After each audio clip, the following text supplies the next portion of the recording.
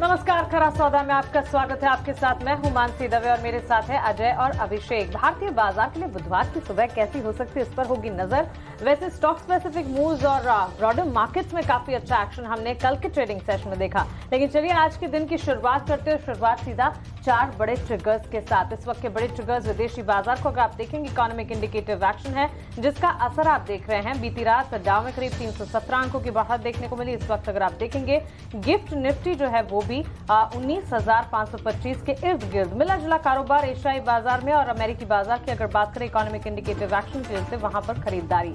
Online gaming और horse racing पर 28% GST का प्रावधान। जी हां, जीएसटी रेट्स में जो डिफरेंसेस और जो चेंजेस आए इस पर विस्तार से बुलेटिन में आगे बातचीत होगी। स्टॉक स्पेसिफिक मूव्स की अगर बात करें नतीजों के लिहाज से इंपॉर्टेंट डे, क्योंकि रिजल्ट सीजन की शुरुआत होती दिखेगी और शुरुआत जो है आईटी सेक्टर से। टीसीएस और एचसीएल टेक्नोलॉजीज की Q1 नतीजों से आज शाम शुरुआत होती दिखेगी, तो इस पर भी विस्तार से नजर होगी। आईटी सेक्टर पर किस तरह के सेंटिमेंट्स डेवलप हो रहे हैं इस पर बातचीत होगी। आईपीओ मार्केट में एक और एंट्री उत्कर्ष स्मॉल फाइनेंस बैंक का 500 करोड़ का आईपीओ आज से खुलने जा रहा है। तो ये 4 बड़े ट्रिगर्स जिस पर हमें नजर रखनी है। तो ये 4 ट्रिगर तो होंगे ही मानसी, लेकिन एक अच्छा ट्रिगर ये है। आज सुबह सुबह देखिए खाने पीने से जरा शुरुआत कर लेते हैं। गूगल सेलिब्रेट कर रहा है पानी पूरी को। अरे वाह! आज आप गूगल खोल के देखिए अपने लैपटॉप पे और जो डूडल है वो पानी पूरी के शक्ल का है। इतनी अच्छी बात है, ये कितनी प्यारी बात है।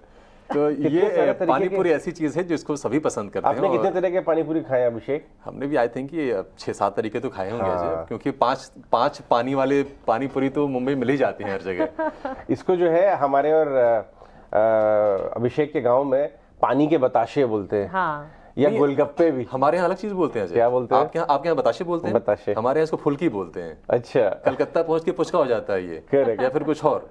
यहाँ पानी पूरी, दिल्ली में बना दिया अपने मानसी का लौटते वक्त। बिल्कुल, और गुजरात में पानी पूरी बोलते हैं। लेकिन मध्य प्रदेश में 51 डिफरेंट वेरिएशंस की पानी पूरी मिलती है और मध्य प्रदेश का एक रेस्टोरेंट इसके लिए जाना भी जाता है। और अच्छी बात यह है कि गूगल जो है हमारे इस वैरायटी, इस वेरिएशन को सेलिब्रेट कर रहा है। क्या बात है, बहुत ही बढ़िया। अब करना ही पड़ेगा ना, क्योंकि अब इतना बड़ा देश है, इतना बड़ा मार्केट है। अगर खुश नहीं रखेंगे यहाँ के लोगों को, एंगेज नहीं रखेंगे, मार्केट ये याद रखिएगा। इसके पीछे वही है, हम लोग को सब पता है इसके पीछे। आफ्टर ऑल इंटरनेट यूजर सबसे ज्यादा यहाँ बढ़ते चले जा रहे हैं, मोबाइल फोन पेनिट्रेशन बढ़ता चला जा रहा है। तो भाई इनको अच्छी राजी खुशी हंसी एंगेज करके रखिए, ये एमएनसीज का हमेशा एक एंगल रहता है। ठीक है, तो पानी पूरी से शुरुआत कर लेते हैं। लेकिन बाजार के लिए खुराक आज अजय बहुत है। आज मतलब आज से एक बाजार अलग चाल दिखाए तो हमें सरप्राइज नहीं होना चाहिए, क्योंकि आज से बिग बैंग नतीजों की शुरुआत हो जाएगी। एचसीएल टेक, टीसीएस के नतीजे शाम को आ जाएंगे। लेकिन आज शाम को यूएस के ट्रिगर पर भी नजर रहेगी।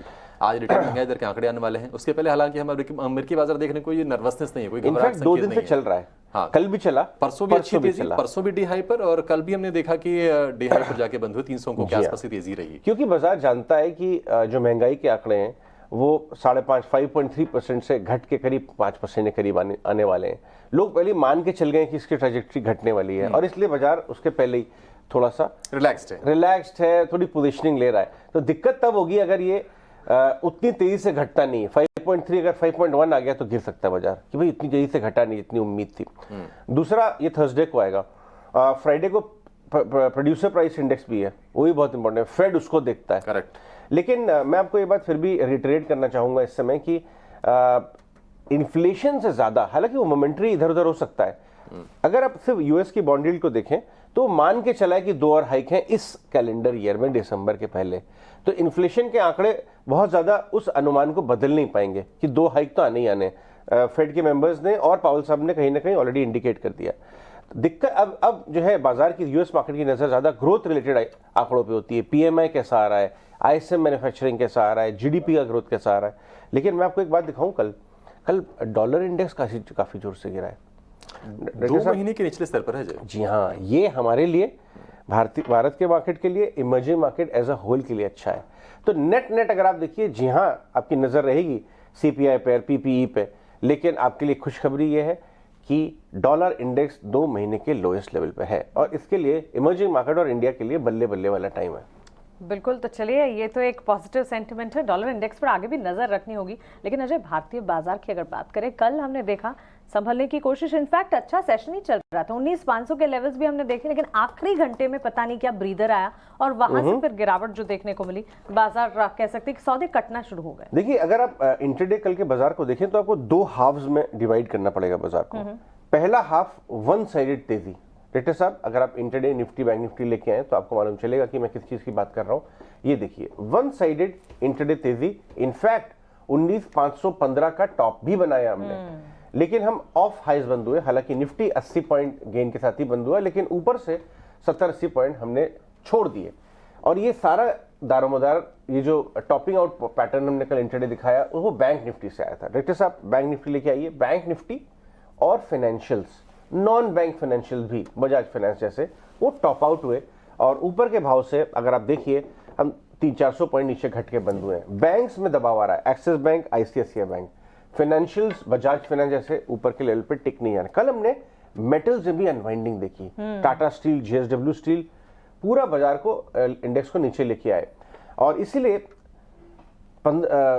करीब 45,200 बार बार टेस्ट करके टॉप आउट हो रहा है बैंक निफ्टी। वहां पे 19,520 के आसपास निफ्टी टॉप आउट हो रहा है इस समय। एक अच्छी बात कि एफआईएस, हमारे एफआई दोस्त जो फिरंगी भाई हैं, वो खूब दबा के पैसा डाल रहे हैं, कोई दिक्कत नहीं है। एफआई बाय आया कैश में भी, और स्मॉल कैप मिड कैप में तेजी जारी थी। एक पॉइंट जो अभिषेक ने आपको कल क्लोजिंग में बताया था कि एडवांस डिक्लाइन बहुत बढ़िया है, एक वाइब्रेंट मार्केट है।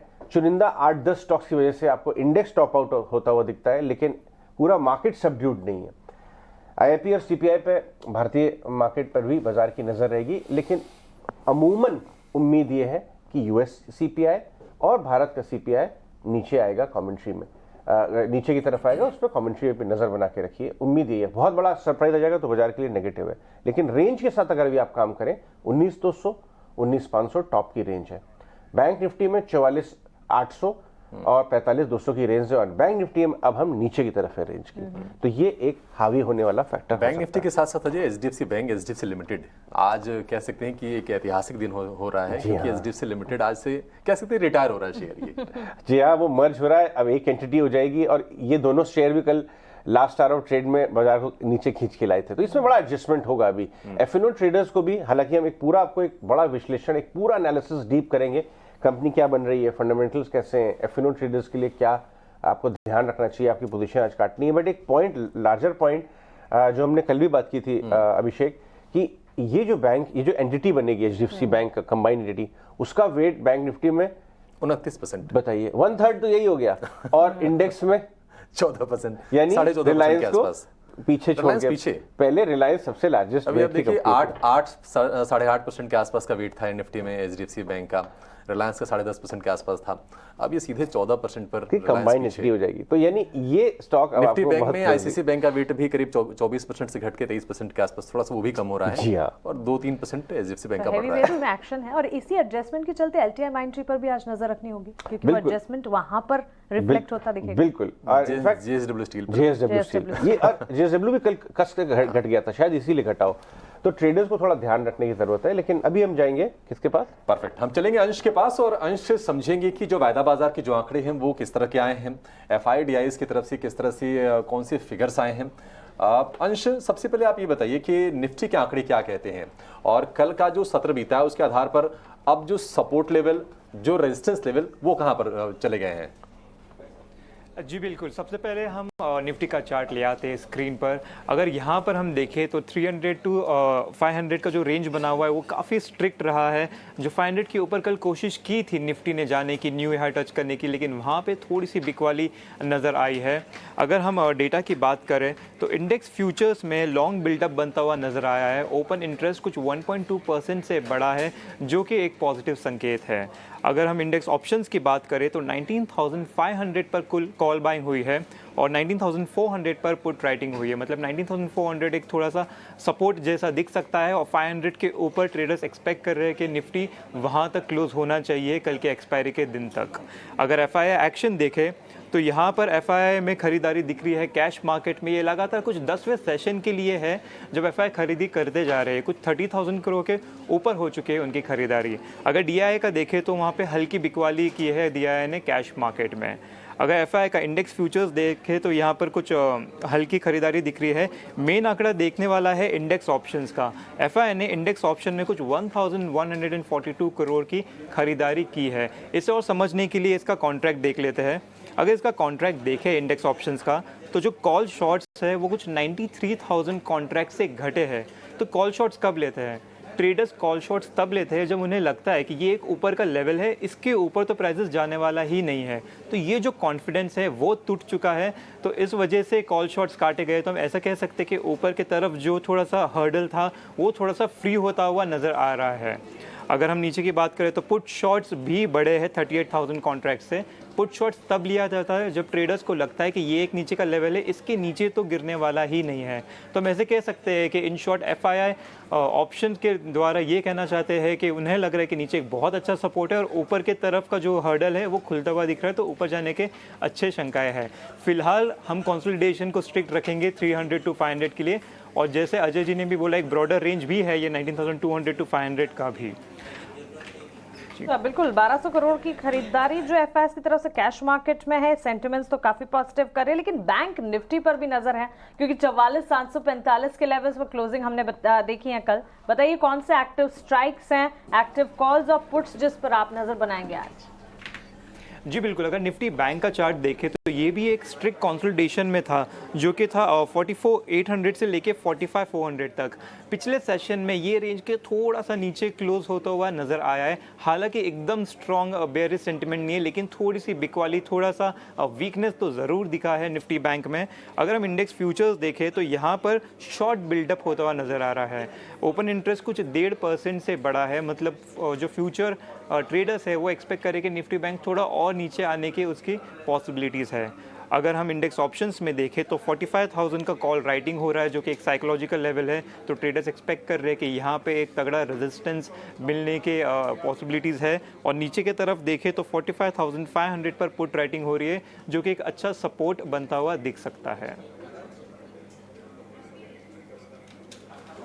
ठीक है, तो निफ्टी और निफ्टी बैंक के आंकड़े क्या कह रहे हैं? सपोर्ट लेवल, रेजिस्टेंस लेवल कहां पर अब शिफ्ट हो गए हैं, और क्यों आपको इन आंकड़ों को ध्यान में रखना जरूरी है अपने ट्रेड सेटअप करते वक्त? लेकिन अंश बताइए, आज 2 शेयर जो फोकस में होने चाहिए।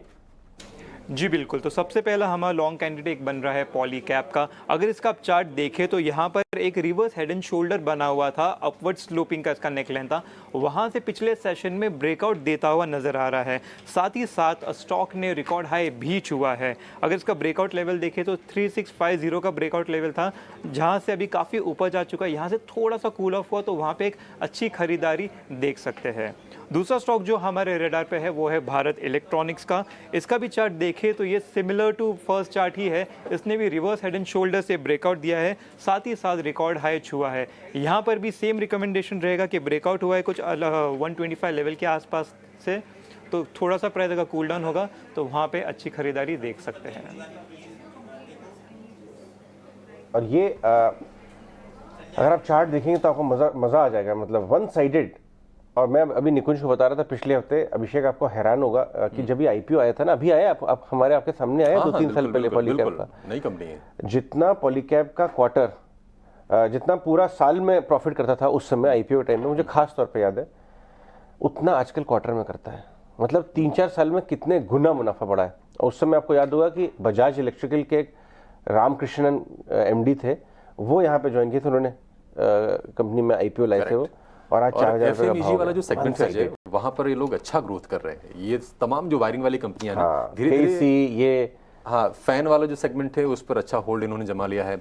आप हेवेल्स को भी देखिए, हेवेल्स एक टाइम पे वायर वाली कंपनी थी।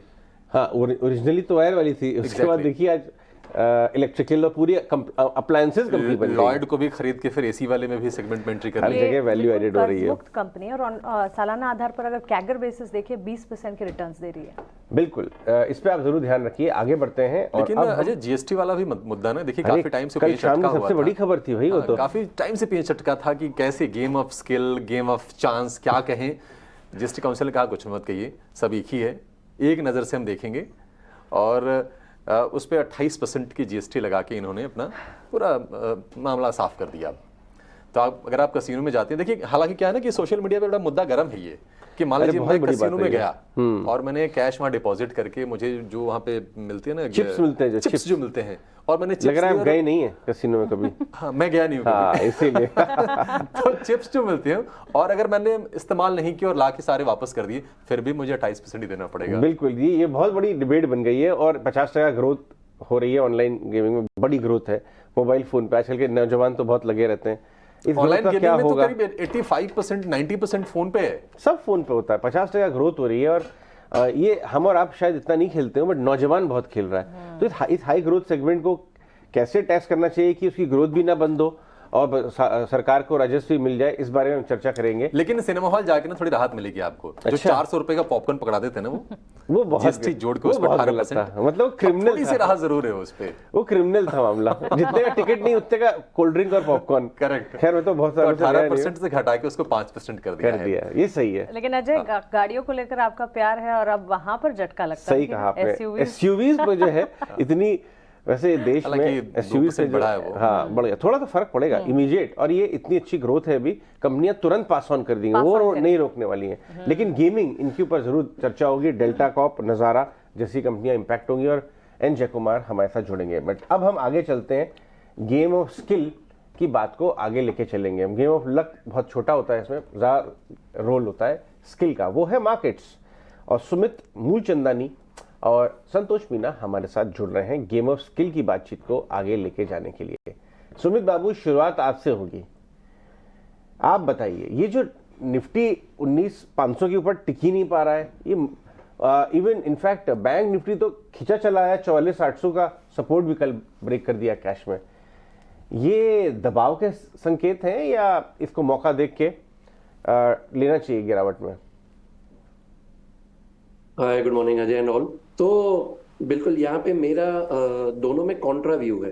देखिए आप निफ्टी को काफी अच्छा सपोर्ट मिल रहा है हैवी वेट से। कल भी आप देखिए सेकंड सेशन में जो रिलायंस ने मार्केट को अप लिया था, वहीं पे HDFC ग्रुप ने मार्केट को डाउन साइड लिया था, जो बैंक निफ्टी को नीचे के डाउन साइड लेके जा रहा था। तो बिल्कुल यहाँ पे आप बाइंग अपॉर्चुनिटी देखिए डाउन साइड में इन निफ्टी, और सेल ऑन राइज का स्ट्रेटेजी रखिए बैंक निफ्टी में। तो यहाँ पे अगर हम लेवल्स की बात करें तो इंट्राडे में मेरे लिए निफ्टी का बहुत इंपॉर्टेंट सपोर्ट है 19,400 इन स्पॉट लेवल। अगर 19,400 यहाँ पे ब्रेक हो रहा है तो इंट्राडे में यहाँ पे दूसरा एक 50 से लेके 100 पॉइंट्स का फॉल आ सकता है 19,300 तक की लेवल का। लेकिन 19,300 मेरे लिए अभी भी एक बहुत इंटेक्ट और बहुत स्ट्रॉन्ग सपोर्ट एरिया है। तो अगर किसी का व्यू, कोई पोजिशनल प्लेयर्स होते हैं जैसे एक हफ्ता, 10 दिन, 15 दिन वाले, तो वो अपना 19,300 के ट्रेलिंग स्टॉप लॉस के साथ अभी भी बने रहे, और बल्कि नीचे आए तो यहाँ पे आप एक बाइंग अपॉर्चुनिटी देखिएगा। लेकिन इंट्राडे में 19,400 will act as a support. इसी तरह से आप देखिए मल्टीपल टॉप बना है स्पॉट लेवल पे, 2 बार निफ्टी ने 19,500 का लेवल टच करके वहीं से ही एक रिजेक्शन दिया। So the same view is 19,500 के ऊपर 19,650 का टारगेट रहेगा। डाउन साइड में 19,300 पे अगर क्लोजिंग बेसिस पे कभी भी मार्केट आ रहा है तो हम नीचे के साइड सोचेंगे, अदरवाइज यहाँ पे आप बने रहिए। लेकिन बैंक निफ्टी में देखिए 2-3 बार 44,800 का जो एक सपोर्ट लेवल था वहां पे बेस बनाया है, और अब देखेंगे तो लोअर टाइम फ्रेम पे एक डाइवर्जेंस टाइप का बन रहा है। तो लेकिन यहाँ पे व्यू जो है वो बियरिश है। तो सेल ऑन राइज का मेरा स्ट्रेटेजी रहेगा। स्पॉट लेवल पे आप 45,200, ये एक बहुत स्ट्रॉन्ग रेजिस्टेंस है। नीचे में आपका 44,500 एंड 44,000, ये 2 लेवल्स पे ध्यान रखिए। प्राइवेट बैंक्स अभी भी थोड़े से वीक लग रहे हैं। एक्सिस बैंक उनमें सबसे ज्यादा वीक है, जो पिछले वीक भी हमने डिस्कस किया था। तो बात तो आपकी सही है। 19,300 जब तक क्लोजिंग बेसिस पे ना बंद हो तब तक आप बड़ी मंदी ना करिए। 19,650 एक बार अटेम्प्ट तो जरूर करेगा। आगे बढ़ते हैं, संतोष आप बताइए। बैंक निफ्टी की शुरुआत करिए संतोष, क्योंकि बैंक निफ्टी के बड़े सारे कंपोनेंट्स कुछ खास वीक लग रहे थे, दबा के शॉर्टिंग हो रही थी, अनवाइंडिंग हो रही थी। कैसे ट्रेड करेंगे? यस, सबसे पहले good morning everyone. Yes, Bank Nifty की बात तो Bank Nifty relatively underperform कर रहा है, और because of the particular reason कि जो HDFC का जो आज एडजस्टमेंट होने वाला है उस वजह से भी एक प्रेशर देखने को मिल रहा है। मुझे लगता है यहाँ से 200-250 पॉइंट की एक स्पेस और बची हुई है डाउन साइड में। 44,500 अगर बैंक निफ्टी मिलता है तो मुझे लगता है कि वो एक बहुत अच्छा बाइंग अपॉर्चुनिटी रहेगा, और लगता है कि शायद कल से, आज एडजस्टमेंट के बाद से कल से एचडीएफसी बैंक में भी फ्रेश बाइंग मोमेंटम देखने को मिलेगा। तो नियर टू 44,500 आपको बाइंग के मौके ढूंढना चाहिए, क्योंकि अगर वो सपोर्ट लेवल होल्ड किया तो वहाँ से एक अच्छी तेजी देखने को मिलेगी। ऊपर में 45,200 पिछले 2 दिनों से वहीं बैंक निफ्टी अटक रहा है, और 45,000 के पास कॉल राइटर भी बहुत ज़्यादा है। तो अगर 45,200 के ऊपर टिकने में कामयाब हो जाता है बैंक निफ्टी, फिर एक मैसिव शॉर्ट कवरिंग रैली देखने को मिलेगी। तो या तो आप 44,500 के आसपास खरीदिए, या 45,200 क्रॉस करता है तब खरीदिएगा। शॉर्टिंग अब इस करेंट लेवल के आसपास बहुत ज़्यादा रिस्क रिवॉर्ड है नहीं, तो मेरे हिसाब से शॉर्टिंग को भी अभी अवॉइड करना चाहिए। हो सकता है 200-250 पॉइंट का और एक डिप मिल जाए, बट वो dip as a buying opportunity के रूप में देखना चाहिए। ठीक है, शॉर्ट नहीं करना है निफ्टी बैंक में, नीचे आए तो आपके लिए खरीदारी के मौके बनेंगे। संतोष, ये भी बताइए कि स्टॉक्स कौन से हैं आपके, आज क्या ट्रेड करने की सलाह देंगे? यस, मेरे 2 स्टॉक्स हैं, दोनों ही बाइंग साइड के हैं। पहला स्टॉक है अपोलो हॉस्पिटल। एक्चुअली आप देखो तो कल भी हॉस्पिटल स्पेस काफ़ी बजिंग था, जो mid cap hospital stocks like KIMS, rainbow children, सभी में एक अच्छा मोमेंटम था। अपोलो हॉस्पिटल की भी बात करें तो यहाँ इसका स्ट्रक्चर भी बहुत स्ट्रॉन्ग है। स्टॉक एक अच्छे ब्रेकआउट दिखा रहा है और एक अपने 20 डे मूविंग एवरेज पर बेस बनाकर फिर से तेजी के लिए तैयार है। तो मुझे लगता है यहाँ पर एक फ्रेश 52 वीक हाई लगते हुए दिखेगा, तो यहाँ पर 5400 का टारगेट रहेगा, 5200 रुपीज़ का स्टॉप लॉस रहेगा। दूसरा स्टॉक एक मिड कैप स्पेस से SSWL। इस स्टॉक की बात करें तो आज इसके अर्निंग्स भी आने वाले हैं, और इस स्टॉक में एक पिछले 1.5 साल का एक ब्रेकआउट आया था। एक अगर आप लंबा चार्ट देखें और आप शॉर्ट टर्म चार्ट भी देखें तो वहाँ भी एक फ्लैग फॉर्मेशन का ब्रेकआउट देखने को मिल रहा है, वो भी अच्छे वॉल्यूम के साथ। तो ये स्टॉक हो सकता है अच्छे नतीजे आने की उम्मीद लग रही है और एक बड़ी तेजी दिखाते हुए नजर आए। तो यहाँ पर 240 का टारगेट रहेगा और 214 का स्टॉप लॉस रहेगा।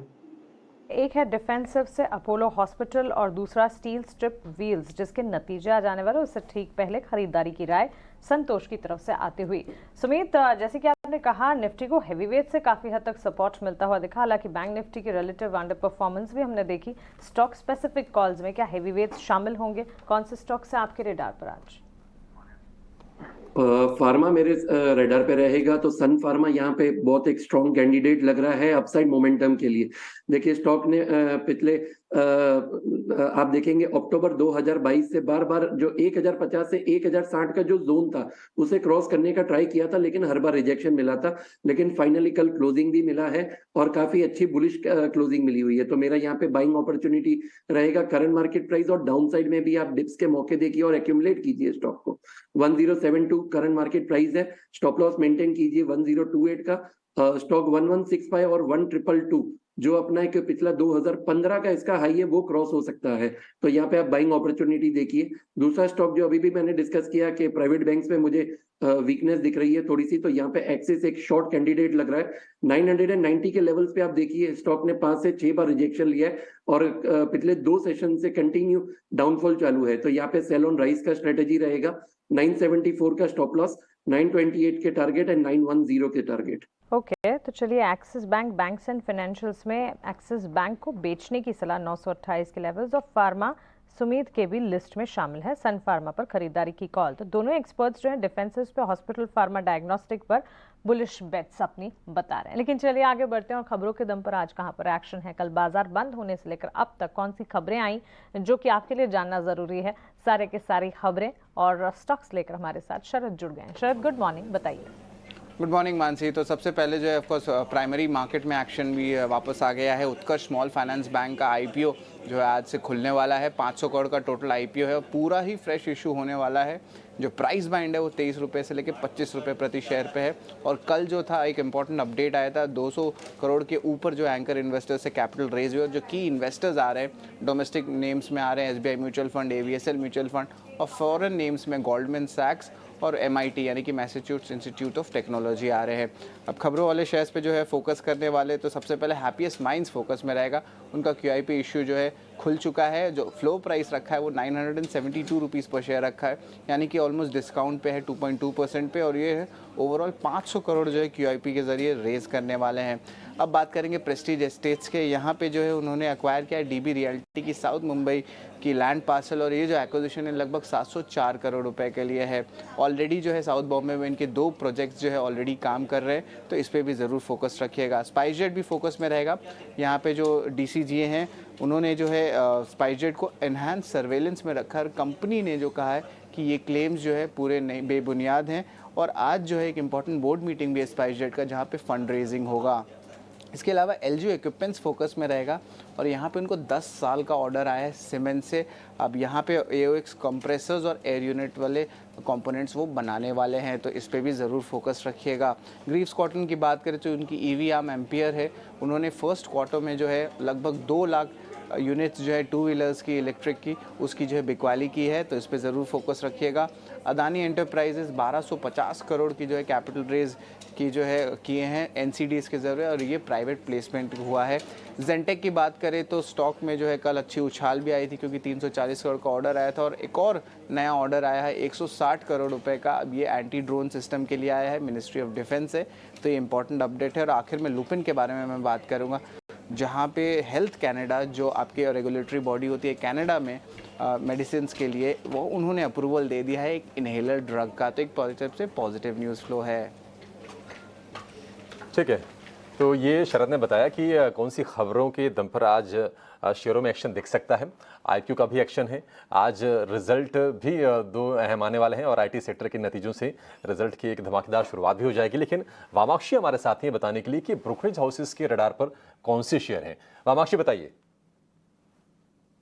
जी बिल्कुल, शुरुआत करते हैं हम कुछ PSU बैंक्स के साथ। इन्वेस्टेक की तरफ से रिपोर्ट आ रही है और इन्होंने हाईलाइट किया है इंडियन बैंक, यूनियन बैंक और कैनरा बैंक को। तो इंडियन बैंक से शुरुआत करते हैं। उनका कहना है कि काफ़ी अच्छी तरीके से प्लेस्ड है कंपनी अपने कोर रिटर्न ऑन एसेट्स को प्रोटेक्ट करने के लिए। अच्छा लिक्विडिटी का बफर है इनके पास, और इनफैक्ट आगे चलते उनके नेट क्रेडिट कॉस्ट मॉडरेट होने की उम्मीद भी की जा रही है। तो इसी के चलते खरीदारी की राय के साथ कवरेज शुरू की है, टारगेट प्राइस 350 के साथ। यूनियन बैंक पर इनका कहना है कि लार्जली उनके वैल्यूएशंस काफ़ी अट्रैक्टिव नजर आ रहे हैं, और PSU बैंक के पूरे पैक में इनके वैल्यूएशंस काफ़ी चीप है, जिसके चलते यूनियन बैंक पर भी उन्होंने कवरेज शुरू की है खरीदारी की राय के साथ। टारगेट प्राइस दिया है 100 प्रति शेयर का। कैनरा बैंक पर इनका कहना है कि लो लिक्विडिटी कुशन है, लो मार्जिन ऑफ सेफ्टी है PNL पर, और पीयर्स के मुकाबले थिनली कैपिटलाइज भी है। तो इसी के चलते कैनरा बैंक पर उन्होंने बिकवाली की राय के साथ कवरेज शुरू की है, टारगेट प्राइस 315 के साथ। इसके अलावा जोमेटो भी हमारे रेडार पर। मॉर्गन स्टैनली की तरफ से Q1 प्रीव्यू आ रहा है, और वो एक्सपेक्ट कर रहे हैं अच्छा क्वार्टर जोमेटो की तरफ से। मजबूत क्रॉस ऑर्डर वैल्यू ग्रोथ के चलते ऑपरेटिंग लेवरेज सुधर सकती है, और प्रॉफिटेबिलिटी भी सुधरने की उम्मीद की जा रही है, और क्विक कॉमर्स के लॉसेस भी डिक्लाइन हो सकते हैं क्वार्टर ऑन क्वार्टर बेसिस पर। तो ओवरऑल अच्छा रिजल्ट एक्सपेक्टेड है जोमेटो की तरफ से। डिलीवरी पर भी अगर हम देखें तो ब्रोकरेज नोट आ रही है मॉर्गन स्टैनली की तरफ से। Q1 प्रीव्यू पर ये जो ब्रोकरेज नोट है उनमें उनका कहना है कि एक्सप्रेस पार्सल वॉल्यूम्स करीब 5% तक क्वार्टर ऑन क्वार्टर डिक्लाइन हो सकते हैं, मगर वो एक्सपेक्ट कर रहे हैं कि PTL वॉल्यूम्स में कंसिस्टेंट रिकवरी नज़र आ सकती है। ग्रॉस प्रॉफिट में स्लाइट इंक्रीज की उम्मीद की जा रही है, और ये ज़्यादातर जो अदर ओवरहेड कॉस्ट है इसको ऑफसेट कर पाएंगे। तो ओवरऑल उनका कहना है कि adjusted EBITDA close to break even होगा क्वार्टर 1 में। इसके अलावा आखिर में हम फोकस करेंगे पूरे ही कंज्यूमर पैक पर। सिटी की तरफ से रिपोर्ट आ रही है, पीडिलाइट को उन्होंने डाउनग्रेड किया है, खरीदारी की राय से बिकवाली की राय दी है, और क्योंकि उनका कहना है कि current valuations already margin expansion benefit को फैक्टर इन कर रहे हैं। टाइटन पर भी उन्होंने अपनी राय को डाउनग्रेड किया है, खरीदारी की राय से न्यूट्रल की राय दी है। उन्हें लगता है कि ये स्टॉक में अब लिमिटेड अपसाइड पोटेंशियल है, मगर पूरे ही कंज्यूमर स्पेस में अगर देखें तो देवयानी को प्रेफर करते हैं, फॉलोड बाय जुबिलेंट फूडवर्क्स, और ये मेनली है डिमांड इंप्रूवमेंट के चलते। पेज इंडस्ट्रीज हालांकि इनकी टॉप सेल रिकमेंडेशन है, क्योंकि इन्हें यहाँ पर डाउनसाइड रिस्क नजर आता है। ओवरऑल ये था कंज्यूमर पैक पर सिटी की तरफ से रिपोर्ट, और इन सारे तमाम ब्रोकरेजेस पर आपकी नज़र होनी चाहिए आज के ट्रेडिंग सेशन के लिए। चलिए आगे बढ़ते हैं। ये सारे खबरों में जो शेयर हैं, ब्रोकरेज कॉल्स और बड़ी बड़ी जो बातें आपको कल के ट्रेडिंग सेशन के बाद से अब तक जानना जरूरी है, वो सब हम आपके साथ करेंगे। और क्या क्या ट्रेड बन रहा है। शाम को एक और कल बड़ी खबर आई है ITC पे। जी हाँ, ये वही ITC है, आपका सबसे पसंदीदा स्टॉक, जो 1-1, 2-2 रुपए मीठे मीठे में चलता ही रहता है सिर्फ लॉन्ग साइड। इसका 1 साल का चार्ट देखेंगे तो आपको 200 वाला 450 के करीब खड़ा हुआ नजर आएगा। और खबर यह आई है कि संजीव पुरी की को जो चेयरमैन है, नेक्स्ट 5 ईयर्स के लिए एक्सटेंशन मंजूर हो गया है और बोर्ड ने ये बात कही है। हालांकि ये एक्सपेक्टेड लाइंस पे था, लेकिन बाजार इसको अच्छी तरह रीड करेगा, क्योंकि अगर आप ऑब्जर्व करें इस कंपनी को, अगर आप ध्यान देते हैं तो संजीव पुरी की लीडरशिप में फोकस बहुत वैल्यू अनलॉकिंग पे है और एफएमसीजी बिजनेस उसके ऊपर बहुत बड़ा फोकस है। और वहीं 180 वाला 450 के तरफ हुआ है। और इन्होंने लास्ट 1 साल में कुछ नहीं तो 3 से 4 बार पब्लिक प्लेटफॉर्म पे और हमें भी जब हमने उनसे बात की है, साफ बताया कि जो स्ट्रक्चर वैल्यू अनलॉकिंग का है उस पर काम चल रहा है एडवांस्ड। अब बाजार उसको रीड करता है कि होटल को कब डिमर्ज करेंगे, होटल को कब। अजय, इसीलिए बोर्ड ने रिवॉर्ड भी किया उनको, इसीलिए सैलरी बढ़ा के। अच्छा जी, आपकी नजर वहां पर भी है। हाँ, ये जरूर है। 16 करोड़ रुपए की सैलरी कर दी है और उसमें करीब 30% के आसपास का इजाफा है। तो इतने बड़े बेस पर टैक्स भी लगेगा 40% तो उसमें। ठीक है वो, बट 16 करोड़ रुपए तो खैर बात तो फिगर तो है। देखिए वैल्यू अनलॉक की है ना, भाव देखिए आप 2 साल में अच्छी डबल चीज से है कि देखिए अगले साल 22 जुलाई 2024 से ये इफेक्टिव है, यानी कि अभी भी कंपनी में कम से कम 6 साल तो है संजीव पुरी साहब। अरे ये बहुत इंपॉर्टेंट है। आप समझिए, जब इनसे पहले चेयरमैन साहब गए थे, जब ये आए, उन्होंने पहले दिन से एक ही बात बोला कि ये कंपनी डीपली अंडर वैल्यूड है, बहुत रीजंस की वजह से, सारे कारणों की वजह से। और हम, मेरा बोर्ड का फोकस ये रहेगा मेरी लीडरशिप में कि हम वैल्यू को अनलॉक करें। वैल्यू कैसे अनलॉक होगी? सिगरेट के अलावा जो नॉन सिगरेट बिजनेस है उनको बड़ा बनाएंगे। बनाया बड़ा, एक एफएमसीजी बना दिया। हाँ, आईटी का भी छोटा सा बिजनेस आईटी है, आईटी इन्फोटेक करके उस कंपनी का नाम है, होटल है, ये तमाम बिजनेस आई थिंक ये एक ऐसा कॉन्ग्लोमरेट है जो कि सारे के सारे मेजर बिजनेसेस में है। और सैलरी रिवॉर्ड तो है ही, लेकिन स्किल रिवॉर्ड पर ज्यादा फोकस होना चाहिए, क्योंकि 61 साल के हैं संजीव पुरी जी और 2019 तक ये पद जो है। तो ये 6 साल में काफी वैल्यू अनलॉकिंग होगी। मुझे लगता है कि बाजार को पसंद आएगी ये बात। एक बार चार्ट चेक कर लेते हैं, थोड़ा लंबा चार्ट सुमित देख के बताइए थोड़ा सा। इनफैक्ट पार्थिव भी हमारे साथ, चलिए पार्थिव से ये डिस्कशन लेके चलते हैं। पार्थिव, संजीव पुरी 6 साल में क्या रंग दिखाएंगे? जबरदस्त वैल्यू अनलॉकिंग उम्मीद करनी चाहिए। Good morning. Good morning Ajay, हमारे पैनलिस्ट और व्यूअर्स। अगर मैंने ठीक से सुना, आप आईटीसी की बात कर रहे हैं, राइट? संजीव पुरी जी को एक्सटेंशन मिल गया है, काफी वैल्यू अनलॉकिंग की कमेंट्री और कदम उठाए हैं, तो बाजार को पसंद आया कि अगर 2-3 साल में, 2-2.5 साल में स्टॉक मोर देन डबल किया तो नेक्स्ट 5 साल में कहां पहुंचा सकते हैं? देखिए, आई थिंक आईटीसी के अंदर no doubt it has been a stellar run. और एक टाइम था जब पूरा इन्वेस्टर फ्रेटर्निटी आईटीसी पे फ्रस्ट्रेट हो गया था। यही क्वेश्चन मार्क हो रहे थे कि 12,000 करोड़ जितना फ्री कैश फ्लो जनरेट करने वाली कंपनी, उसको फ्री कैश फ्लो बेसिस के यील्ड पे भी कितना अंडर वैल्यू कर सकते हैं। तो मुझे याद है वो दिन जब वो 16-17 के फॉरवर्ड मल्टीपल पे कोट हो रहा था, जबकि पूरी उसकी जो पीयर ग्रुप इंडस्ट्री है वो 35-45 टाइम्स पे चल रही थी। तो अभी हमने देखा कि आईटीसी मैसिवली रीरेट हुआ। और नो डाउट अच्छी बात यह है कि बजट में ज्यादा टिंकरिंग नहीं हुआ, तो जिसके वजह से हमने देखा है कि जो सिगरेट वॉल्यूम्स है वो भी काफी स्टेबल रहे, वहां से भी काफी ग्रोथ है। और जैसे जैसे हम देख रहे हैं कि रॉ मटेरियल इनपुट कॉस्ट कम हो रहा है, तो ITC as a powerhouse is coming with a consolidated margins of anywhere between 37 to 38%। तो मतलब ये free cash flow generating machine है और उन्होंने बहुत अच्छी तरह से उनकी जो कैपिटल है वो अन्य एफएमसीजी जैसे बिजनेस में अच्छी डिप्लॉय की है।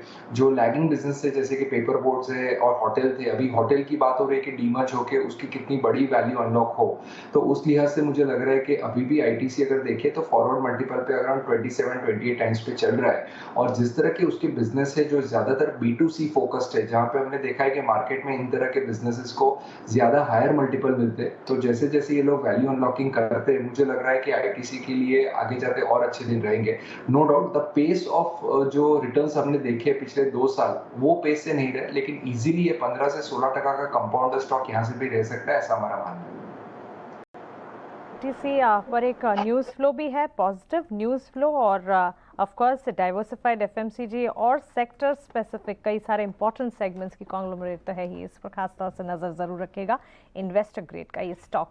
लेकिन सुमित, थोड़ी देर पहले जहां हम फार्मा हेल्थ केयर डायग्नोस्टिक की बात करें थे, सन फार्मा आपके लिस्ट में शामिल भी रहा। इसके अलावा अगर आप देखेंगे जिस तरह से फार्मा स्टॉक्स में एज डिफेंसिव्स हमने काफ़ी हद तक एक्शन देखा भी है। कल की भी जब लास्ट आवर ऑफ ट्रेड्स में वॉलिटिलिटी थी तब फार्मा में एक मूव ज़रूर देखने को मिला था। इन तमाम चीज़ों के बीच ल्यूपिन के लिए एक खबर आती दिखी है कि कंपनी की एक दवाई को रेगुलेटर से मंजूरी मिलती हुई देखने को मिली है। सन फार्मा के अलावा ल्यूपिन, डॉक्टर रेड्डीज, क्या इन स्टॉक्स में या फिर छोटी मजौली pharma company healthcare diagnostic में कोई स्टॉक पिकिंग होगी आपकी तरफ से? जी बिल्कुल, यहाँ पे लुपिन बिल्कुल रेडार पे रहेगा। आप देखिए क्लोजिंग बेसिस पे आप जो 875 का जोन था, मुझे वहां पे थोड़ा सा डाउट लग रहा था कि might be there should be some profit booking, लेकिन नहीं, यहाँ पे स्टॉक और भी कंटिन्यू है। तो आप मोमेंटम को बिल्कुल राइट कीजिए।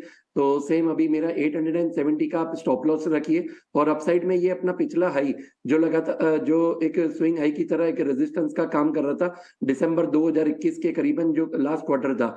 तो पहला टारगेट रहेगा 980 क्रॉस कर रहा है, तो यहाँ पे सेकंड टारगेट रहेगा 1035 का। तो यहाँ पे आप बने रहिए बिल्कुल बाइंग के लिए, और 880 का एक स्टॉप लॉस मेंटेन करके चलिए। ठीक है, 880 रुपये के स्टॉप लॉस के साथ आपको ल्यूपिन के शेयर में बने रहना है। लेकिन हमने कल देखा कि जो छोटी मझोली जो IT कंपनियां हैं दिग्गजों के अलावा, वहां पर अच्छा खासा एक्शन था। हैप्पीएस्ट माइंड्स के शेयर को भी हमने चलते हुए देखा। एक खबर आई है कि इनका QIP खुल गया है और फ्लोर प्राइस है 972 रुपये, 2.25% के आसपास का डिस्काउंट है क्लोजिंग भाव के आधार पर, और 500 करोड़ रुपए ये रेज करने वाली है कंपनी। हैप्पीएस्ट माइंड्स, संतोष आप व्यू दीजिए, क्योंकि हम देख रहे हैं कि इसमें एक बढ़िया एक्शन बना है हैप्पीएस्ट माइंड्स में। क्या आप ये तेजी सस्टेन होते हुए देख रहे हैं शेयर में? स्टॉक की बात करें तो स्टॉक एक बॉटमिक आउट फॉर्मेशन में एक लंबे अंडर परफॉर्मेंस के बाद स्टॉक अब मोमेंटम पिकअप करते हुए नजर आ रहा है। एक राउंडिंग बॉटम फॉर्मेशन देखने को मिल रहा है, और स्टॉक अपने कल 20-डे मूविंग एवरेज से अच्छे वॉल्यूम के साथ तेजी दिखाई थी। तो लगता है ये मोमेंटम और एक्सटेंड होगा। 1020 एक इमीडिएट हर्डल है, लेकिन वो जैसे ही क्रॉस होता है तो हमको एक मोमेंटम 1080 1100 रुपए तक के लिए देखने को मिल सकता है।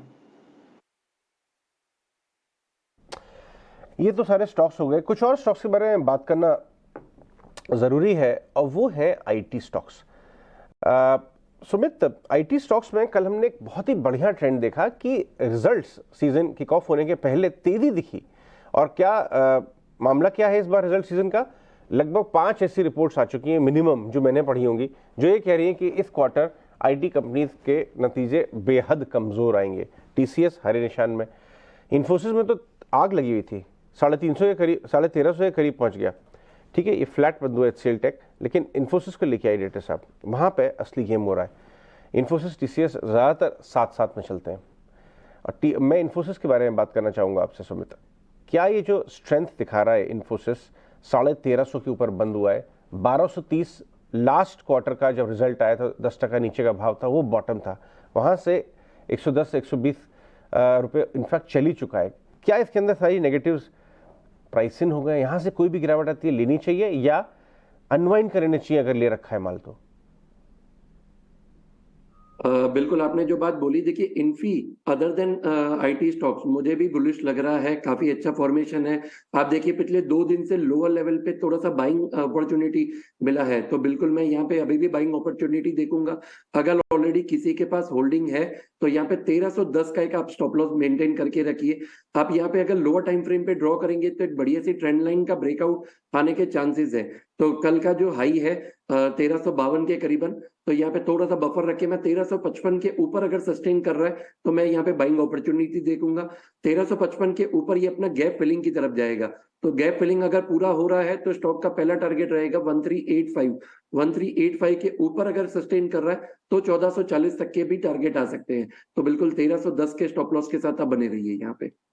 एब्सोल्युटली, तो चलिए एक स्टॉप लॉस मेंटेन करते हुए पोजीशंस को इंटैक्ट रखें, लेकिन ये भी राय ज़रूर मिलती हुई, और IT सेक्टर के लिए स्टांस ये है कि IT सेक्टर पर नतीजे जो हैं वो कमज़ोर होते हुए दिख सकते। कुछ समय पहले जहां हमने प्रीव्यू स्पेशल किया था, अनुमान आपको बताए थे, वहां पर भी ये बात को स्पष्ट बताया था कि IT सेक्टर के लिए कॉशियस कह सकते क्वार्टर नजर आएगा। इस बीच ऑटो सेक्टर पर पार्थिव, गुड मॉर्निंग, आपसे राय जानना चाहेंगे, क्योंकि जो GST में लेटेस्ट चेंजेस की खबरें आ रही है उसमें SUVs और मल्टीपर्पज व्हीकल पर GST भले ही 2% लेकिन बढ़ोतरी की खबर आती हुई दिखी है। पिछले दिनों हमने कई सारी SUV launching Mahindra, Thar, Maruti Jimny देखी है।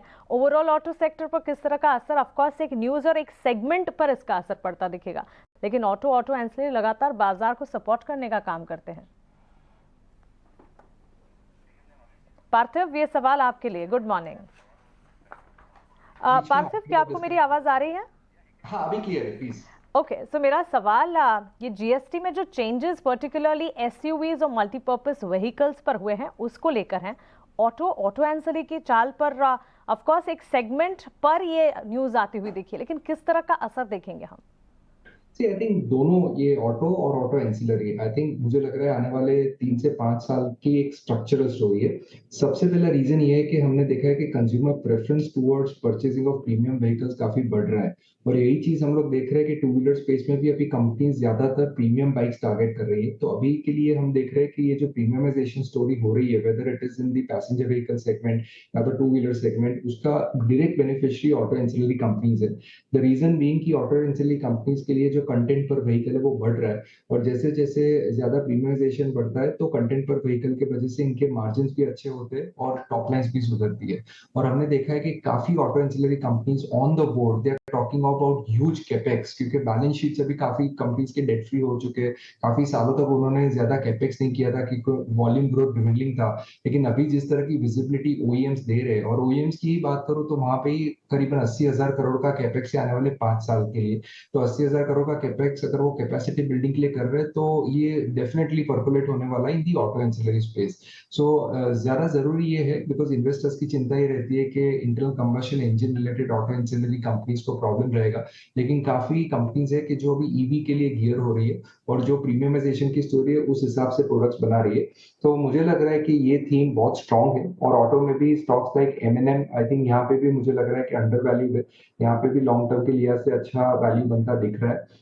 दूसरी कंपनीज की पे बात करो तो मुझे लग रहा है कि मारुति में भी जिस तरह का एसयूवी में मार्केट शेयर वो लोग रीगेन कर रहे हैं, यहाँ पे definitely I think long term outlook काफी अच्छा दिख रहा है। और जेटीई के एक कंपनी है जो बेसिकली टोयोटा ग्रुप कंपनी है, मारुति के साथ जेवी है, और बेसिकली ये कंपनी पुराना नाम उसका सोनाको स्टीयरिंग था, और अभी ये जापानीज कंपनी एमएनसी है जो स्टीयरिंग के अंदर कंटेंट काफी बढ़ा रही है।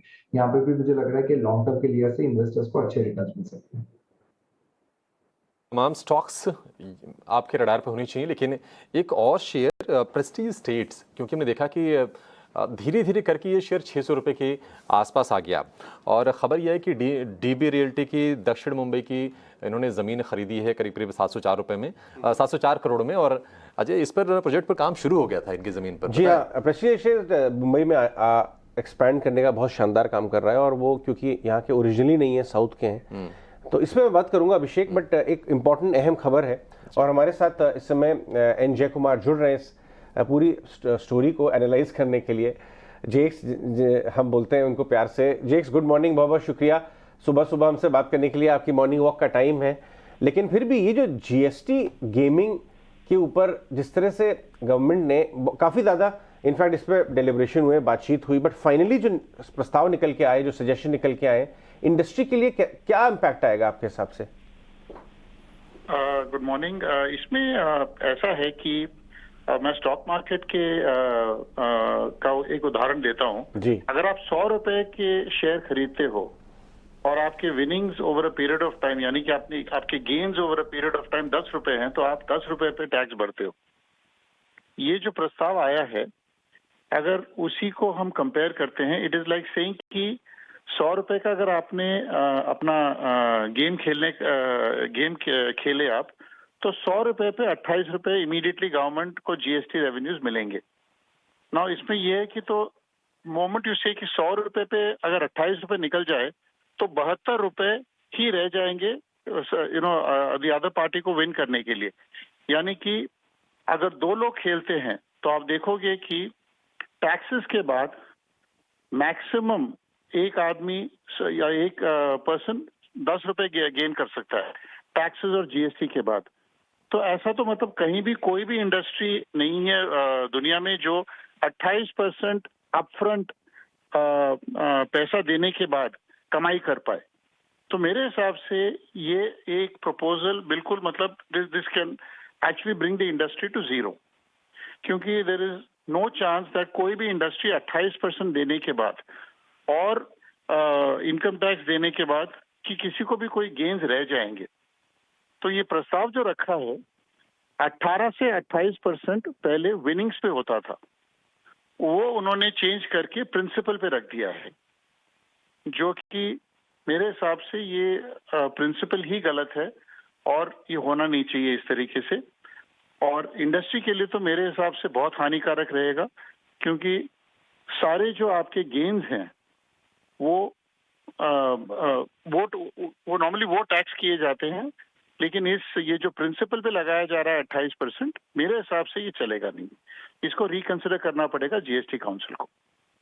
कितनी प्रोबेबिलिटी आप असाइन करेंगे इस बात को, कितना चांस है कि ये इसके ऊपर रिवर्क कर लिया जाए, क्योंकि ये इंडस्ट्री वेलकम ही नहीं करेगी, ये काफी ज्यादा दिक्कत वाला हो सकता है पूरी इंडस्ट्री के लिए, स्पेशली ऐसे टाइम में जब मोबाइल बेस्ड गेमिंग 50% ज्यादा से ज्यादा पर ईयर ग्रो कर रहा है। बड़ा एक हमारा नौजवान वर्ग है, एक बहुत बड़ी अपॉर्चुनिटी है जो देश मिस कर जाएगा। इनफैक्ट सरकार को भी रेवेन्यू का भी एक वो मिस हो सकता है अगर इंडस्ट्री बड़ी ही नहीं हुई तो क्या ये गुड इकोनॉमिक्स नहीं है? ये उस हिसाब से देख के बताइए।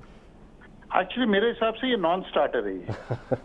क्योंकि 28% नहीं, मैं वापस ये बात को दोहराना चाहूंगा कि 28% देने के बाद कोई इंडस्ट्री कहीं पर भी जो कैपिटल किसी ने इन्वेस्ट किया हो उस कैपिटल पे अगर 28% की टैक्स लागू हो जाए तो कोई इंडस्ट्री आगे चल ही नहीं सकता है। तो इसमें रीवर्क वाली बात है ही नहीं, इसमें कंसेप्चुअल एरर है कि जो चीज विनिंग्स पे होनी चाहिए वो आप प्रिंसिपल पे अप्लाई कर रहे हो, यानी कि जो इन्वेस्टमेंट है उस पे 28% आप अप्लाई कर रहे हो, जो मेरे हिसाब से कंसेप्चुअली गलत है। इसको रिवर्क करना पड़ेगा बिकॉज इंडस्ट्री के revenues can go down to close to zero on this. बिल्कुल मिस्टर जयकुमार, बहुत शुक्रिया आपका हमारे साथ जुड़ने के लिए और इस इम्पॉर्टेंट टॉपिक, इस इम्पॉर्टेंट मुद्दे पर सारे के सारे अपने टेक अवेज हमारे साथ शेयर करने के लिए। तो क्लियरली एक बड़ा झटका तो है ही और इससे पूरी की पूरी इंडस्ट्री जो है इसके सेंटिमेंट्स पर असर पड़ता हुआ दिखेगा। क्विकली अजय, इसके जो लिस्टेड प्लेयर्स हैं इस पर एक बार राय ले लीजिए, टेक्निकल आउटलुक का। बिल्कुल, इनफैक्ट फंडामेंटल आउटलुक बनेगा क्योंकि इसमें दो एंगल है। एक तो ये कि डेल्टा कॉप की एक सब्सिडी है, ऑनलाइन सब्सिडी, जो बड़ा वैल्यू क्रिएशन और स्टेक सेल या आईपीओ की बात जहां चल रही थी, जिसकी वजह से डेल्टा कॉप वन साइडेड चला था। डेल्टा साहब 1 ईयर ग्राफ दिखाइए डेल्टा कॉप का, उस पर इम्पैक्ट आएगा। उसके बाद नजारा टेक तो डायरेक्ट कंपनी पूरी ऑनलाइन गेमिंग की काम ही वही है, हाँ। उस पर भी इम्पैक्ट आ सकता है। सीरियस है वाकई। और ये क्यूआईपी लाने वाले थे, अब तो सब एक बार के लिए। आप ये देखिए सच में, मतलब अगर 100 रुपए अगर मैं लेके जा रहा हूँ और 28% प्रिंसिपल पे पहले ही मांग लिया, पहली बार देख रहा हूँ मैं प्रिंसिपल पे टैक्स, टोटल जो वैल्यू है बहुत कम चांसेस है, 50% रिटर्न्स तो अब बात ही नहीं की जा सकती। तो बट इसमें एक और व्यू आ रहा है, मुझे पता नहीं कि ये सही है नहीं कि इतना ज्यादा कर रही से ना अब फिर ऑप्शन मार्केट को बेनिफिट मिलेगा। अगर आप देखें जो थोड़ा गैम्बलिंग नहीं कहूंगा, ऑनलाइन स्किल, गैम्बलिंग, सिगरेट एक ही कैटेगरी में है ये। हाँ, सिगरेट तो के आप दाम बढ़ाते जाइए, इससे... टैक्सेस बढ़ाते जाइए, कभी कंजम्पशन कम नहीं हुआ। पता नहीं है, लेट्स सी। इनसे पूछते हैं अपने पार्थिव से। पार्थिव, नजारा टेक डेल्टा अगर इस खबर से गिरते हैं तो आपको लेना चाहिए, आप लेंगे क्या? एक चीज क्लियर है, आई थिंक थोड़ा कंट्रोवर्शियल व्यू शायद दूंगा मैं, लेकिन गवर्नमेंट का मैंडेट क्लियर है कि इंडिया का जो यूथ है उसको ज्यादा प्रोडक्टिव रास्ते पे डाले, ना कि गैम्बलिंग, ना तो नो डाउट हम एक डिबेट करेंगे कि skill based gaming versus luck based gaming, लेकिन आई थिंक गवर्नमेंट का मैंडेट यहाँ पे क्लियर है। और जहाँ पे भी हमने देखा है कि गवर्नमेंट का इंटरवेंशन रहता है not to encourage a particular industry, वहां पे आई थिंक ग्रोथ ट्रेजेक्टरी बहुत डिफिकल्ट हो जाती है। We are not fancied by any of the gaming stocks because यहाँ पे भी हम देखते हैं कि दिन भर कंपटीशन कोई नया आ जाता है, नई स्टार्टअप आ जाती है और नई नई कंपनीज आ जाती है। और ये क्रिकेट के अंदर भी जो भले हम बोले कि स्ट्रेटेजी है इन terms of dream 11 of the world, लेकिन यहाँ पे ज्यादातर people were playing on the luck base. तो आई थिंक गवर्नमेंट का मैंडेट क्लियर है और मैं मानता हूँ कि ये इंडस्ट्री को अवॉइड ही करना चाहिए। Government is not going to revert back. काफी लाइक आक्रोश देखा है हमने ये इंडस्ट्री के एसोसिएशन से, लेकिन जिस तरह का गवर्नमेंट का मैंडेट है नहीं लग रहा है कि यहाँ पे कोई रिवर्सल होगा। No doubt this will encourage the black marketing in terms of these particular verticals, लेकिन आई थिंक गवर्नमेंट को वहां पे भी काफी रोक टोक करनी चाहिए। लेकिन ओवरऑल ये इंडस्ट्री को मैं अवॉइड करने की सलाह दूंगा इन्वेस्टर्स के लिए। Do not try and bottom fish. No doubt काफी लोगों को लगता है 10-15% गिरता है तो रिबाउंड मिलेगा, लेकिन उसमें मैंने देखा है कि 20-30% घुस जाते हैं, तो totally avoid this sector at this stage.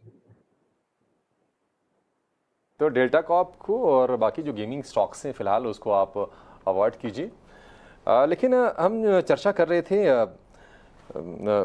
Prestige estates की, क्योंकि उन्होंने लैंड पार्सल खरीदा है करीब 2.25 एकड़ का और 704 करोड़ रुपए में डीबी रियल्टी के एक सब्सिडरी से इन्होंने ये ज़मीन खरीदी है। इस पर ज़रा कुछ पहले आप व्यू दीजिए, फिर आपके हम शेयर्स भी जानेंगे। आप ये बताइए कि हमने इसमें तेज़ी देखी है, ये धीरे धीरे करके शेयर 600 रुपये के आसपास पहुँच गया। अभी इस खबर के बाद, क्योंकि हम देख रहे हैं कि मुंबई का जो मार्केट है उसका इनके टोटल रेवेन्यू में अब तकरीबन 21% के आसपास का कंट्रीब्यूशन हो गया है। तो एक बड़ा मार्केट इमर्ज हो रहा है इनके लिए। अब शेयर की चाल यहां से आप किस तरह देख रहे हैं? जी हाँ Abhishek, very good morning to you. सारे दर्शकों को भी वेरी गुड मॉर्निंग। वेल देखिए, ओवरऑल सेटअप अगर इसका देखें तो पॉजिटिव है। एक बहुत अच्छे ब्रेकआउट के बाद एक पॉजिटिव बाइस के साथ कंसोलिडेशन चल रहा है, तो 600 का जो लेवल है इसको स्टॉक जो है क्रॉस करने की अटेम्प्ट कर रहा है।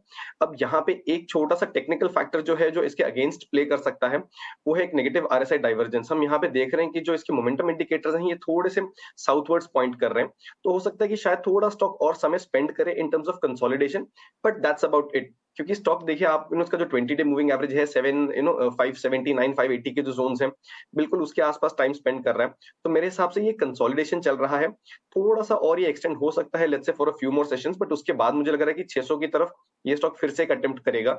इस बार 600 का लेवल क्रॉस होगा तो आप और ऊपर के लेवल्स देखेंगे। तो 625 640 आर द टू लेवल्स जो ट्रेडिंग के लिहाज से हम इसमें ट्रैक कर रहे हैं। और अगर आप फ्रेश एंट्री लेते हैं तो 575 570 के जो जोन्स हैं जहां पे एक अच्छा खासा बेस बनाया है इसने इन द नियर टर्म, उसको अपना स्टॉप लॉस बना के चलें। ओवरऑल सेटअप पॉजिटिव है, थोड़ा सा कंसोलिडेशन हो सकता है and then you can expect a breakout above 600। बिल्कुल, प्रेस्टीज एस्टेट पर तो एक आउटलुक हमने कुछ का जाना। कुछ आपकी स्ट्रैटेजी और आपके स्टॉक्स का भी इंतजार है, हमें उस पर भी बातचीत होगी, लेकिन इस बीच HDFC बैंक मर्जर पर बात करनी काफ़ी ज़रूरी है। और जैसे कि हमने वादा किया था इस पर भी हम डिटेल्ड आउटलुक, डिटेल्ड बातचीत आपके लिए लेकर आने वाले, लेकिन पहले रिसर्च समझते हैं। HDFC बैंक मर्जर की आज एक्स डेट है। मर्जर का पूरा गणित समझाने के लिए हमारे सहयोगी हर्ष हमारे साथ जुड़ गए हैं। ये पूरा का पूरा कैलकुलेशन उनसे समझते हैं, उसके बाद आगे विस्तार से बातचीत करेंगे। हर्ष, आप बताइए। जी हाँ, तो पहले तो शुरुआत करते हैं कि इफ़ेक्टिव डेट की। दोनों एंटिटीज़ 1 जुलाई से मर्ज होंगे, पर जो शेयर्स का लास्ट डेट ऑफ ट्रेडिंग है वो आज है। HDFC लिमिटेड 13 जुलाई से डीलिस्ट हो जाएंगे, स्टॉक एक्सचेंजेस से डीलिस्ट हो जाएंगे निफ्टी और सेंसेक्स से। सो ये पहली सबसे मेन और इम्पॉर्टेंट बात है। तो आप लास्ट डे अगर आपको ख़रीदना है शेयर्स HDFC लिमिटेड के तो वो लास्ट डे अब आज है। तो अब हम अगले सवाल पे जाते हैं जो कि कहता है कि whether last date of purchase क्या होना चाहिए अगर आपको HDFC लिमिटेड के शेयर्स चाहिए। अब आपके HDFC लिमिटेड के शेयर्स का होगा क्या?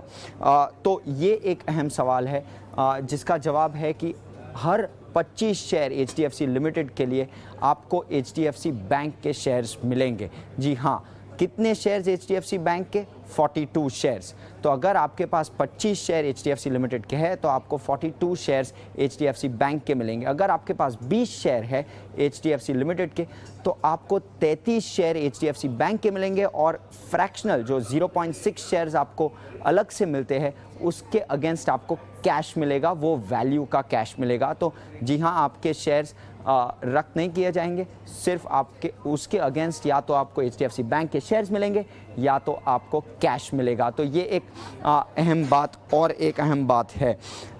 जब देखते हैं कि कब से आपको HDFC बैंक के शेयर्स क्रेडिट होंगे आपके अकाउंट में, तो मानना है कि 17 जुलाई वो डेट है, पर एक महीने के अंदर वो शेयर्स आपके डीमैट अकाउंट में क्रेडिट हो जाएंगे, ये लॉ कहता है। तो लार्जली एक महीने के अंदर एक्सपेक्ट कर सकते हैं कि HDFC बैंक के शेयर्स आपके अकाउंट में क्रेडिट हो जाए। नेक्स्ट जब देखते हैं कि सेंसेक्स और निफ्टी को क्या होगा, तो HDFC लिमिटेड जो कि एक अच्छा लार्ज कंपोनेंट है दोनों इंडाइसेस का, वो निकल जाएगा सेंसेक्स और निफ्टी से, और HDFC बैंक उसका वेटेज बढ़ जाएगा HDFC बैंक का। अब जो कि निफ्टी का वेटेज है 14.4% होगा HDFC बैंक का निफ्टी के वेटेज में। सेंसेक्स में JSW स्टील आ जाएगा, निफ्टी में LTI माइंट्री रिप्लेस करेगा 0.5% LTI माइंट्री, और सेंसेक्स में 0.9% का वेटेज लेके आएगा JSW स्टील। जब निफ्टी बैंक की बात करें 27% का आज वेटेज है HDFC बैंक का, 29% बढ़ के 29% पे आ जाएगा। तो लार्जली यही सारी चीज़ें FNO के बारे में। 12 जुलाई आज लास्ट डेट ऑफ एक्सपायरी है FNO कॉन्ट्रैक्ट्स की HDFC लिमिटेड के लिए। पूरे मैटर को हम एनालाइज करेंगे एक निवेशक के तौर पे आपके लिए क्या इंपॉर्टेंस है इसकी, FNO में अगर आपके ट्रेड चल रहे हैं तो क्या करना चाहिए, और अगर आप लॉन्ग टर्म इन्वेस्टर हैं तो ये जो कंपनी बन के आ रही है, जैसा अभी अभिषेक भी कह रहे थे कि ये सबसे धाकड़ और सबसे बड़ी कंपनी बनेगी इंडेक्स में भी और बैंक निफ्टी में भी। इसका क्या मतलब है? हमारे साथ अभिषेक बासु मलिक हैं जो जुड़ रहे हैं फंडामेंटल्स पे, हमारे साथ राहुल मलानी भी शेर खान से जुड़ रहे हैं। अभिषेक, सबसे पहले आपसे व्यू लूंगा मैं। लार्जेस्ट मर्जर है ये फाइनेंशियल सर्विसेज का, हमने इससे बड़ा देखा नहीं है। सबसे बड़ी वेट इंडेक्स पे और सबसे बड़ी वेट बैंक निफ्टी पर भी। क्या ग्रोथ पे कुछ इंपैक्ट आएगा? अगर मैं 3 से 5 साल का व्यू लेके बैठा हूं तो मुझे क्या उम्मीद करनी चाहिए, किस तरह के रिटर्न्स की उम्मीद करनी चाहिए जो कंपनी बन के आ रही है? Good morning Ajay. बहुत बड़ा न्यूज है, सिर्फ बैंकिंग सेक्टर के लिए नहीं, ओवरऑल इंडियन इकोनॉमी और एक डेवलपिंग इकोनॉमी के लिए चाहिए होता है कि हमारा बैंकिंग सिस्टम बड़ा हो, स्ट्रांग हो। तो उसके लिए ये काफी एक इम्पोर्टेंट स्टेप है। अगर आप देखते हैं तो HDFC का लोन बुक आपने जैसे कहा सेकंड होगा SBI के बाद, और ICICI जैसी कंपनी जो कि थर्ड पे है उसका डबल होगा। सो ICICI रफली उनका लोन बुक 11 लाख करोड़ के आसपास है, HDFC का 22 के आसपास है। तो बहुत बड़ा मर्जर है। मेरे हिसाब से ग्रोथ जो दोनों अलग अलग एंटिटीज का था वो मोर और लेस सिमिलर 18, 19, 20% के आसपास ग्रोथ एक्सपेक्ट करना चाहिए in the merged entity as well. ठीक है, राहुल आपके पास आएंगे, चूंकि अब इस मर्जर के बाद जो डोमिनेंस है HDFC बैंक की वो और बढ़ जाएगी। निफ्टी बैंक में वेटेज बढ़ने जा रहा है, निफ्टी में वेटेज बढ़ जाएगा और सबसे ज़्यादा वेटेज वाली ये कंपनी होगी दोनों ही जगह। आप ये बताइए कि चूंकि हमने इन शेयरों को लोअर लेवल से थोड़े से चलते हुए देखा भी है, आप कितने कॉन्फिडेंट आप हैं कि इस मर्जर के बाद जो ग्रोथ की अपॉर्चुनिटीज़ हैं एक शेयर के निवेशक के लिए उसके लिए बढ़ेगी, और क्या मर्जर के बाद इसको आप खरीदने की सलाह देंगे शेयर को?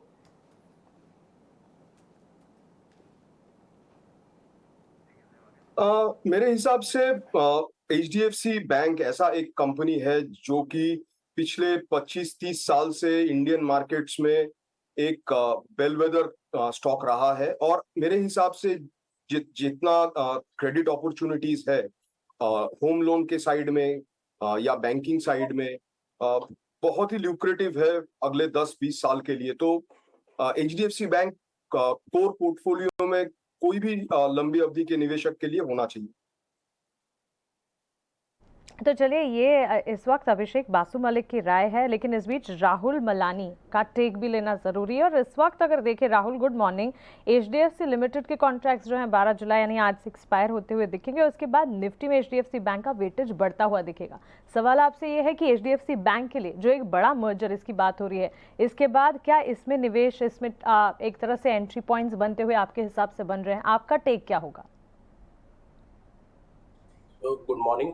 फर्स्ट ऑफ ऑल इसमें सिर्फ की रिस्क यही है कि डिपॉजिट ग्रोथ अगर सस्टेन नहीं करती है, एडवांसेस ग्रोथ को आउटपेस नहीं करती है, तो एक स्लो डाउन एक्सपेक्टेड है लोन ग्रोथ में, जो अभी 12 to 13 जो versus earlier trajectory of 15 to 20% versus trajectory of 12 to 13%. But as per the track records and as per the earlier performance on the deposit accretion जो HDFC bank ने दिखाया है, उसे देख के ये लगता है कि डिपॉजिट ग्रोथ आगे भी आउटपेस करेगा एडवांसेस ग्रोथ को, और जो एक सपोर्ट करेगा सस्टेनेबल ग्रोथ को। प्लस वैल्यूएशंस भी चेक भी एक इम्पोर्टेंट होता है जब अगर हम बात करें वेरियस रिस्क की, तो ऑल जो वैल्यूएशंस है एट द लोअर साइड, यानी आप देखेंगे कि जो क्लोज पेयर ICICI बैंक है, इट हैज वो वैल्यूएशंस बहुत नैरो हो गए हैं। तो यहाँ मुझे लगता है कि डाउनसाइड रिस्क बहुत कम है यहाँ पे शेयर में, यानी अगर उस लिहाज से देखें तो यहाँ पे अगर मीडियम टर्म और लॉन्ग टर्म का व्यू, अगर लॉन्ग टर्म का व्यू भी नहीं देखें तो मीडियम टर्म का व्यू देखें, तो एक हमको लगता है कि यहाँ से अच्छा गेन्स मिल सकता है। आपसे ना जरा जो ट्रेडर्स हैं, जो प्योर ट्रेडर्स हैं, जो वायदा बाजार में जो ट्रेड करते हैं, उनके नज़रिए से जरा सवाल पूछूंगा, और आपसे ये सवाल तमाम लोग पूछ भी रहे होंगे। देखिए, आज HDFC लिमिटेड को ट्रेड करने का आखिरी दिन है, FNO के जो कॉन्ट्रैक्ट है आज वो एक्सपायर भी हो जाएंगे, क्या ये सही है? और ये भी बताइए कि अगर आज एक्सपायरी पर अगर हम ट्रेड काट नहीं पाए, जिनके पास हैं इसकी पोजीशन, उनका फिर होगा क्या, किस तरह की पेनल्टी लगेगी, जरा इस पर गाइड कीजिए।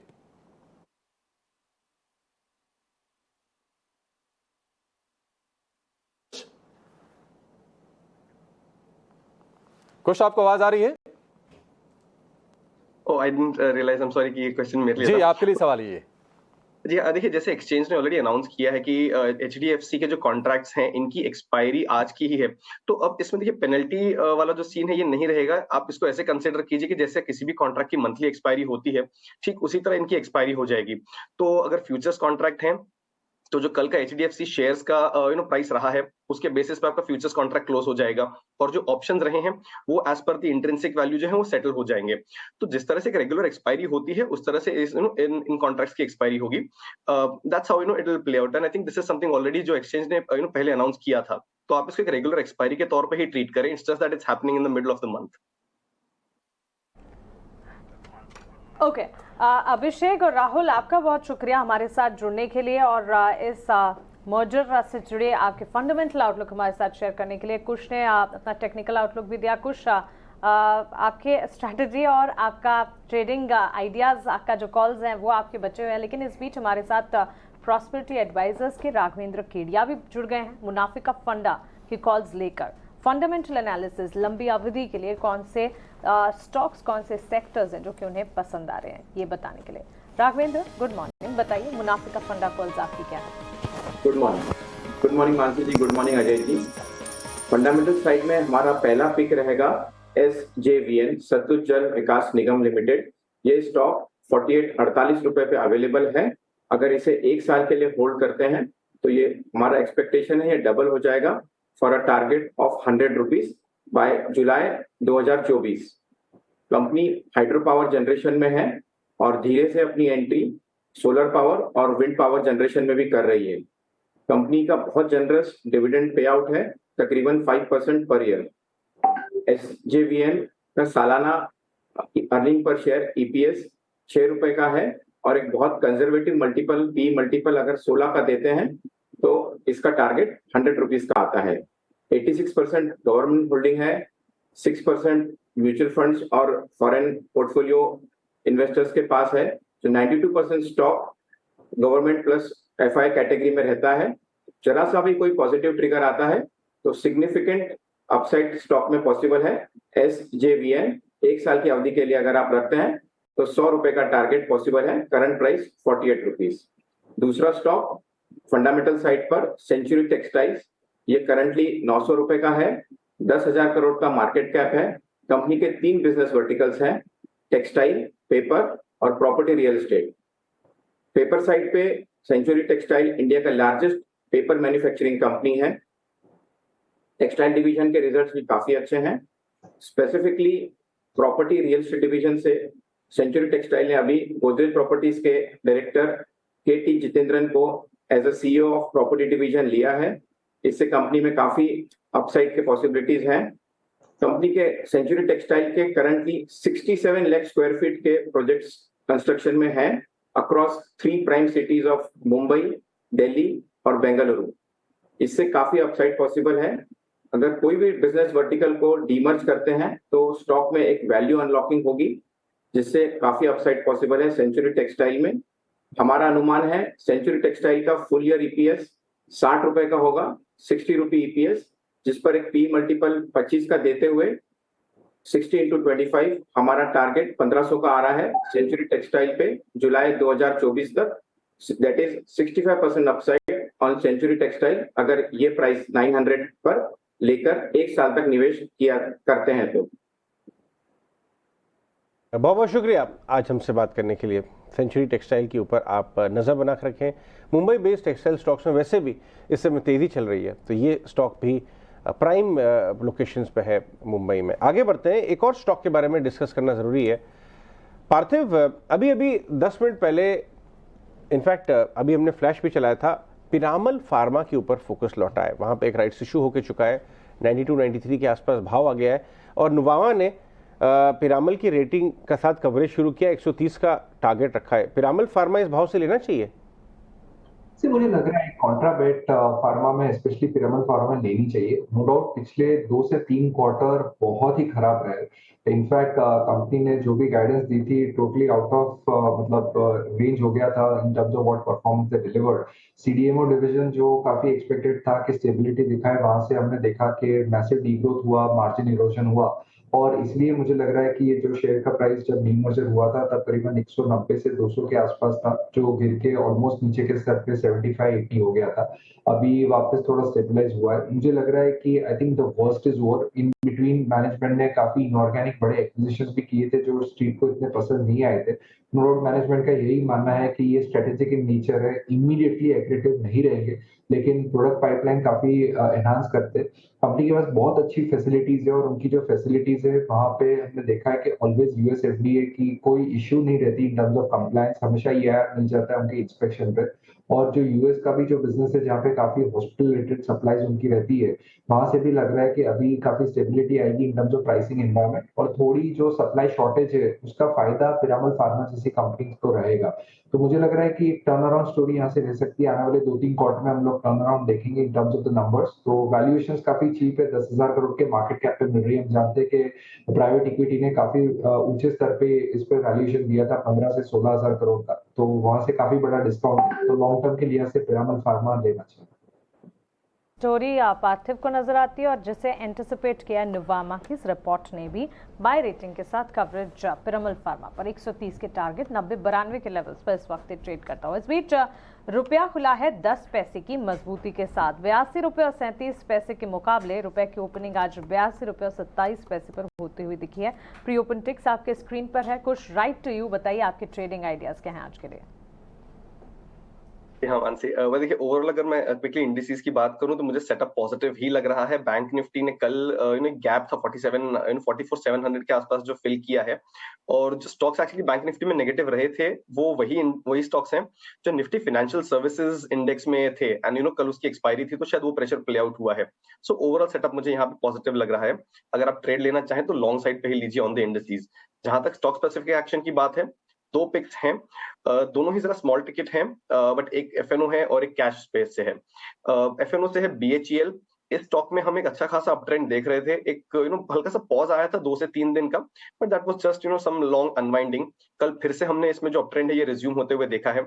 यहाँ पे आप 96 और 99 के 2 टारगेट्स के लिए बाय कर सकते हैं। 92 ये आपका स्टॉप लॉस रहेगा। जो मेरा दूसरा पिक है that is SPARC Sun Pharma Advanced Research. यहाँ पे भी हम एक अच्छा खासा अप ट्रेंड देख रहे हैं। काफी समय बाद स्टॉक ने अपने 200 डे मूविंग एवरेज को क्रॉस किया था, कुछ दिनों पहले सस्टेन हुआ है और यहाँ पे वॉल्यूम के साथ ब्रेकआउट आया है। सो ये स्टॉक भी और ऊपर के लेवल्स दिखा सकता है, बट इमीडिएट बेसिस पे ट्रेडिंग के लिहाज से 240 और 250 के टारगेट्स के लिए बाय करें। 220 ये आपका स्टॉप लॉस रहेगा। बीएचईएल है कुछ के रेडार पर, लेकिन बाजार खुलने से पहले एक्शन वाले शेयर्स, 5 ऐसे शेयर्स जहां पर आपको रखनी है नजर, ये जान लीजिए। एक्शन स्टॉक्स लेकर पूजा हमारे साथ जुड़ गई है। पूजा बताइए। एक्शन 5 स्टॉक्स में सबसे पहले बात करते हैं प्रेस्टीज एस्टेट्स की। कंपनी ने डीबी रेड्डी के साउथ मुंबई लैंड पार्सल को 704 करोड़ में खरीद लिया है और इसके चलते इन दोनों स्टॉक्स पर आप नज़र रखिए। एल्गा इक्विपमेंट्स कंपनी को ऑर्डर मिला है सीमेंस की तरफ से AUX कंप्रेसर्स और एयर यूनिट सप्लाई करने के लिए ये ऑर्डर मिला है अगले 10 साल के लिए, तो आज इसके चलते स्टॉक भी फोकस में रहेगा। ग्रीव्स कॉटन पर भी नज़र रखिए। कंपनी की EV आर्म ने पहली तिमाही में 2 लाख ई-व्हीलर्स की बिकवाली की है, तो आज स्टॉक पर भी नजर रखिए। जेन टेक्नोलॉजीज को भी ऑर्डर मिला है, लगातार पिछले कई दिनों से ये ऑर्डर जीतने की खबरों के चलते फोकस में भी है और अब मिनिस्ट्री ऑफ डिफेंस की तरफ से कंपनी को 160 करोड़ का नया ऑर्डर मिला है एंटी ड्रोन सिस्टम सप्लाई करने के लिए। और आखिर में बात करते हैं तत्व चिंतन फार्मा की। ये कंपनी कुछ दिन पहले भी फोकस में थी अपनी बोर्ड बैठक की खबरों के चलते, और अब बोर्ड की बैठक हुई थी जो कंपनी की, उसमें 200 करोड़ रुपए जुटाने की मंजूरी मिल चुकी है, तो इसके चलते आज इस स्टॉक पर भी एक्शन दिख सकता है। ठीक है, तो ये 5 एक्शन स्टॉक्स जिन पर आज बाजार खुलने के साथ ही एक्शन जरूर दिखने की संभावना है, लेकिन ऑल कार्गो लॉजिस्टिक्स ये शेयर भी फोकस में रहेगा। इसके लिए क्या खबर है ये बताने के लिए शरद हमारे साथ हैं। शरद बताइए।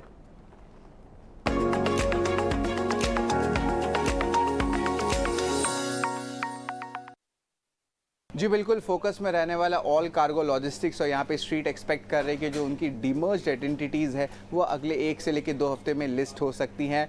और इम्पॉर्टेंट बात यह है कि जो डीमर्ज्ड आइडेंटिटीज़ है वो सबसे पहला आपका रहने वाला है कंटेनर फ्रेट का बिजनेस और दूसरा रहने वाला है आपका real estate business. Of course जो इम्पॉर्टेंट बात यह है कि हमारे एक चैनल चेक हमने किया और यहाँ से पता चला कि जो LCL सेगमेंट है, जिसको कहते हैं हम लोग less than container load segment, यहाँ पे 15% से ज़्यादा जो है कंपनी का मार्केट शेयर बढ़ चुका है। और इम्पॉर्टेंट बात यह भी है कि कंपनी हाल ही में जो है बहुत सारे non deal road shows participate कर रही है, UK में भी कर रही है और यूरोप में भी कर रही है।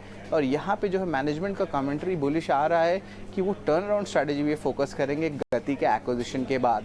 स्टॉक के बारे में बात करें तो स्टॉक जो है मार्च के लो से 37% का ग्रोथ दिखाया है। जेफरीज ने जो है लक्ष्य रखा है 370 रुपये का और जो वैल्यूएशन दिया है बिजनेस को वो ऑलमोस्ट FY25 के नंबर पे P रेशियो पे ऑलमोस्ट 14 टाइम्स का दिया है। लेकिन कुछ अहम ट्रिगर्स हैं जिसको स्टॉक पे फोकस रहेगा। एक तो इंडस्ट्रीज ट्रिगर हुआ जहाँ पे जो ग्लोबल कंटेनर की फ्रेट रेट्स है वो अब जो है वापस अपने प्री कोविड लेवल्स तक आ चुके हैं।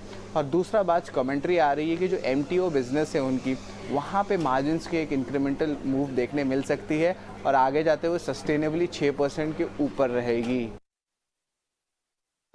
शरद, चलिए कुछ और ट्रेडिंग आइडियाज डिस्कस कर लेते हैं। टाटा कम्युनिकेशन कल एक बहुत बड़ा ब्रेकआउट इस स्टॉक में नजर आया। अगर आप रिजल्ट्स को अगर देखें तो लास्ट 2-3 क्वार्टर में इंप्रूवमेंट आया है, 7% का अपमूव, उसके बाद भी आज 1% प्री मार्केट में दिखा रहा है। 1650 एक महीने का चार्ट लेके आए डाक्टर साहब, जाएंगे संतोष के पास। संतोष, क्या जबरदस्त ब्रेकआउट है, यहाँ पे होल्ड करनी चाहिए पोजीशंस या फ्रेश परचेज भी किया जा सकता है? यस, टाटा कम्युनिकेशन का जो पैटर्न है बहुत ही क्लासिकल है। यहाँ पे क्लासिकल फ्लैग फॉर्मेशन का ब्रेकआउट देखने को मिल रहा है। स्टॉक काफी स्ट्रॉन्ग मोमेंटम है, मुझे लगता है मोमेंटम आगे भी जारी रहेगा जिस आपका चार्ट पैटर्न बन रहा है। तो कोई फ्रेश एंट्री भी लेना चाहे तो ले सकता है और जिसके पास है उसको तो डेफिनेटली होल्ड करना चाहिए, क्योंकि स्टॉक जैसे ही 1670 के लेवल को क्रॉस करेगा 1750 का टारगेट मुझे नजर आता है। नीचे अब जो मेजर सपोर्ट बन चुका है वो करीबन 1525 रुपए के आसपास का बन चुका है। तो आप स्टॉप लॉस मेंटेन करिए और इसको होल्ड रखिए। एलगी इक्विपमेंट्स पर एक बार राय दीजिए। 10 ईयर सप्लाई ऑर्डर कॉन्ट्रैक्ट मिला है कंपनी को सीमेंस की तरफ से, जिसके चलते हम देख रहे हैं स्टॉक में एक न्यूज फ्लो है, उसका एक इम्पैक्ट नजर आएगा। Elgi equipments,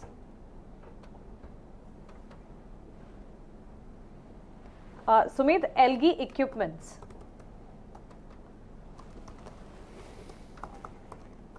Sumit please unmute yourself. जी, देखिए स्टॉक ने यहाँ पे 19 मई के करीबन एक काफी अच्छा ब्रेकआउट दिया था, लेकिन उसके बाद कंसोलिडेशन फेज में चला गया था। बल्कि आप यूं बोलिए कि ये एक स्ट्रॉन्ग बेस अपना फॉर्मेशन बना रहा है। तो जिसके पास ऑलरेडी होल्डिंग है, आप 530 के एक स्टॉप लॉस के साथ यहाँ पे आप मेंटेन रहिए और जिनको न्यू पोजीशन बनानी है बिल्कुल आप यहाँ पे बना सकते हैं। अगर पोजिशनली टारगेट देखें तो 625 और 660 ये दो टारगेट्स अचीव हो सकते हैं यहाँ पे। ठीक है, एलगी इक्विपमेंट्स पर खरीदारी की सलाह है। लेकिन कुछ आप जरा ना, कल हमने देखा था कि जो डिफेंस वाले जो स्टॉक्स थे, डिफेंस वाले, शिपिंग वाले, वहाँ पर हमने बहुत ही धमाकेदार मूव्स देखे, चाहे वो भारत डायनेमिक्स हो, मेधानी का शेयर हो, HAL हो, चौतरफा शेयर चल रहे थे। जेनटेक जो कि ड्रोन का भी एक सेगमेंट इनका है, कल शेयर में हमने तेजी देखी थी। और आज भी इनके लिए खबर यह है कि रक्षा मंत्रालय से एंट्री ड्रोन सिस्टम का ऑर्डर मिला है 160 करोड़ रुपए का। हालांकि बहुत बड़ा ऑर्डर नहीं है, लेकिन कंपनी के हिसाब से ये ठीक ठाक है। आप शेयर की चाल यहां से कैसे देख रहे हैं अभी? स्पेस में काफी अच्छा डायरेक्शन है। अब अगर हम देखें तो ऑलमोस्ट 1 साल से ऊपर हो गया है जब पूरे ही स्पेस में हम नए हाइज बनते हुए देख रहे हैं। Despite all kind of up moves, नई न्यूज आ रही हैं। सो बहुत क्लियरली एक स्ट्रक्चरल प्ले है। आई थिंक ये आने वाले कुछ समय के लिए कंटिन्यू रहेगा। तो यहाँ पे ये ना सोचे कि इतना अच्छा मूव आया है तो हो सकता है कि स्टॉक्स यहाँ से फिजल आउट कर जाए। बिल्कुल प्रॉफिट बुकिंग के दौर तो आते रहेंगे, लेकिन इन्वेस्टर्स को ये ध्यान रखना चाहिए कि जिस तरह से अब इनमें टर्न अराउंड देखने मिल रहा है, दीज आर स्टोरीज जहाँ पे ये लंबे समय के लिए भी निवेशित रह सकते हैं।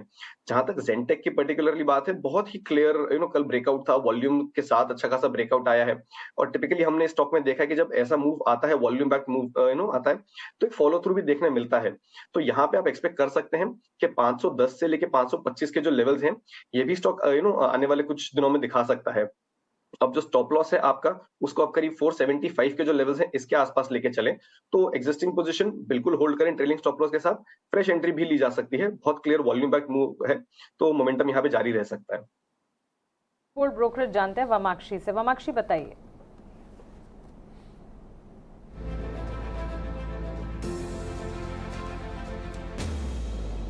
जी बिल्कुल, शुरुआत करते हैं हम कुछ पीएसयू बैंक्स के साथ। इन्वेस्टेक की तरफ से रिपोर्ट आ रही है और इन्होंने हाईलाइट किया है इंडियन बैंक, यूनियन बैंक और कैनरा बैंक को। तो इंडियन बैंक से शुरुआत करते हैं। उनका कहना है कि काफ़ी अच्छी तरीके से प्लेस्ड है कंपनी अपने कोर रिटर्न ऑन एसेट्स को प्रोटेक्ट करने के लिए।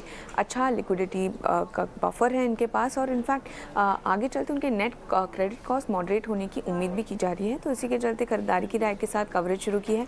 Target price 300। चलिए, ये है बिग बोल्ड ब्रोकरेज। इसके अलावा नोमुरा की सीमेंट पर एक ब्रोकरेज है। स्ट्रॉन्ग नियर टर्म ड्राइवर्स जो है वो स्ट्रक्चरल चैलेंजेस को आउटवे करेंगे। तो इस ब्रोकरेज रिपोर्ट पर नजर रखनी चाहिए क्योंकि इस ब्रोकरेज रिपोर्ट के लिहाज से अल्ट्राटेक पर न्यूट्रल की राय है। टारगेट आप अपने स्क्रीन पर देख रहे हैं। इसके अलावा अंबुजा, एसीसी जैसे स्टॉक्स भी हैं जिनका जिक्र नोमुरा की इस रिपोर्ट में किया गया है। श्री सीमेंट, डालमिया भारत और नुवोको विस्तास, इनफैक्ट नुवोको, डालमिया और रैमको सीमेंट पर इन्होंने अपनी कवरेज जो है वो इनिशिएट की है। तो सीमेंट सेक्टर पर नोमुरा की बिग बोल्ड ब्रोकरेज हमारी तरफ से। चलिए लेकिन आगे बढ़ते हैं और इस वक्त अगर आप देखेंगे बाजार बस खुलने वाले हैं, उससे ठीक पहले स्टॉक स्पेसिफिक मूव्स अगर देखेंगे कुछ आईटीसी, संजीव पुरी के डेजिग्नेशन एक्सटेंशन की खबर और उसके ठीक बाद स्टॉक में देखिए प्री ओपन में अच्छा खासा मूव, करीब आधे से 1% की तेजी के साथ खुलने की तैयारी में स्टॉक आईटीसी। वेल इंसिडेंटली इसका जो रिसेंट हाई था 477 का 477 to 480 का बिल्कुल उसके पास खुल रहा है। आई वोंट बी सरप्राइज्ड कि इसको मोमेंटम के साथ ये ब्रेकआउट करके और ऊपर के लेवल्स दिखा सकता है। मैं कहूंगा यहाँ पे आप पोजिशनल बेट भी लेके चलें। 500 के लेवल्स आपको आने वाले समय में इसमें बिल्कुल दिख सकते हैं। स्टॉप लॉस जो है ये 465 के करीब लेके चलें। ठीक है, आईटीसी हम देख रहे हैं कि रिकॉर्ड हाइस पर ये शेयर ट्रेड कर रहा है और आज भी बढ़िया संकेत दे रहा है क्योंकि आईटीसी के साथ साथ आज हम देख रहे हैं कि कंजम्पशन स्पेस में एचयूएल में भी तेजी है। टाइटन एक दिन के झटके के बाद आज लगातार दूसरे सत्र में एक बढ़िया तेजी दिखा रहा है। टाटा कंज्यूमर के शेयर में भी हम अच्छी शुरुआत हम देखने वाले हैं, आधे % के आसपास की बढ़त के साथ। ब्रोकरेजेस के 1000 रुपये से ऊपर के टारगेट्स हैं टाटा कंज्यूमर के शेयर पर। बस बाजार की शुरुआत होने वाली है और 19,500 के आसपास निफ्टी खुलेगा करीब 58 अंकों की तेजी के साथ। सेंसेक्स की शुरुआत हम 150 अंक के आसपास ऊपर देखेंगे और अगर हम निफ्टी बैंक की बात करें तो वहां से भी आज सपोर्ट है। कल हमने सपोर्ट थोड़ी सी गायब होती हुई देखी थी, लेकिन आज 125 अंकों की मजबूती के साथ निफ्टी बैंक की ओपनिंग देखेंगे 0.25% ऊपर वहां से खुलने के संकेत हमें मिल रहे हैं। बाजार की शुरुआत हो गई है। निफ्टी बिल्कुल उन्हीं लेवल्स के आसपास खुला, 19,495 के आसपास है निफ्टी। निफ्टी बैंक की बात करें तो 100 अंकों पर खुला है निफ्टी बैंक और सेंसेक्स में 160-65 अंकों की बढ़त पर शुरुआत हुई है। एडवांस डिक्लाइन रेशियो आज पूरी तरह से तेजी के खिलाड़ियों के पक्ष में, हर एक गिरने वाले शेयर के मुकाबले 6 बढ़ने वाले शेयर बाजार में इस वक्त आपको दिखेंगे। आज का लीडर, जैसा कि मानसी हाईलाइट भी कर रही थी, संजीव पुरी साहब को एक्सटेंशन मिला है 5 साल का और उसको बाजार शेयर कर रहा है। 1% से थोड़ी सी कम तेजी है आईटीसी के शेयर में।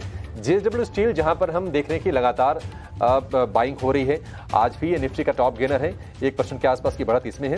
इसके अलावा टाइटन 0.25%, कोटक बैंक करीब आधे % आईसीसी बैंक में करीब आधे % के आसपास की तेजी है। एशियन पेंट्स, कल भी हमने इसमें तेजी देखी और आज भी हम देख रहे हैं कि आधे % के आसपास की तेजी इसमें हो रही है। डिवीज लैब भी आज निफ्टी के चढ़ने वाले शेयरों में शामिल है। अगर हम गिरने वाले शेयरों की बात करें दिग्गजों में तो महिंद्रा एंड महिंद्रा का शेयर करीब 1.5% नीचे है। इंडसइंड बैंक ये 1.5% नीचे है। मारुति सुजुकी, कल हमने देखा था कि ये शेयर चल रहा था लेकिन आज थोड़ी सी प्रॉफिट चेकिंग आ रही है। कल हमने 9,900 रुपए तक के स्तर देखे, आज थोड़ा सा नीचे ये शेयर जरूर आया है। इसके अलावा डॉक्टर रेड्डीज, सिप्ला थोड़ी सी कमजोरी के संकेत दे रहे हैं। तो फार्मा में थोड़ी सी कमजोरी है, ऑटो में थोड़ी सी हम कह सकते हैं कि प्रॉफिट चेकिंग के संकेत आपको दिख रहे हैं। अगर हम ब्रॉडर मार्केट्स की अगर हम बात करें तो वायदा बाजार में अगर हम देखेंगे तो डेल्टा कॉप, हालांकि खबर इनके लिए नेगेटिव जरूर है लेकिन यहाँ पर हम 2% की ऊपर हम शुरुआत देख रहे हैं।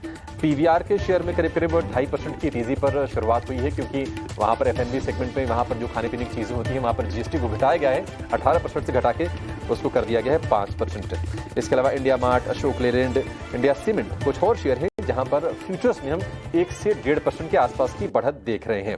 लेकिन पिडिलाइट में कमजोरी थोड़ी सी बड़ी है, 3.5% ये शेयर कमजोर है। आपको बाटा पर भी नजर रखनी चाहिए, 2% यहाँ पर कमजोरी है। और कैडिला की हम चर्चा कर रहे थे, वहां पर भी 1.5% के आसपास की नरमी हम देख रहे हैं। मानसी, मिड कैप्स में कहाँ एक्शन है?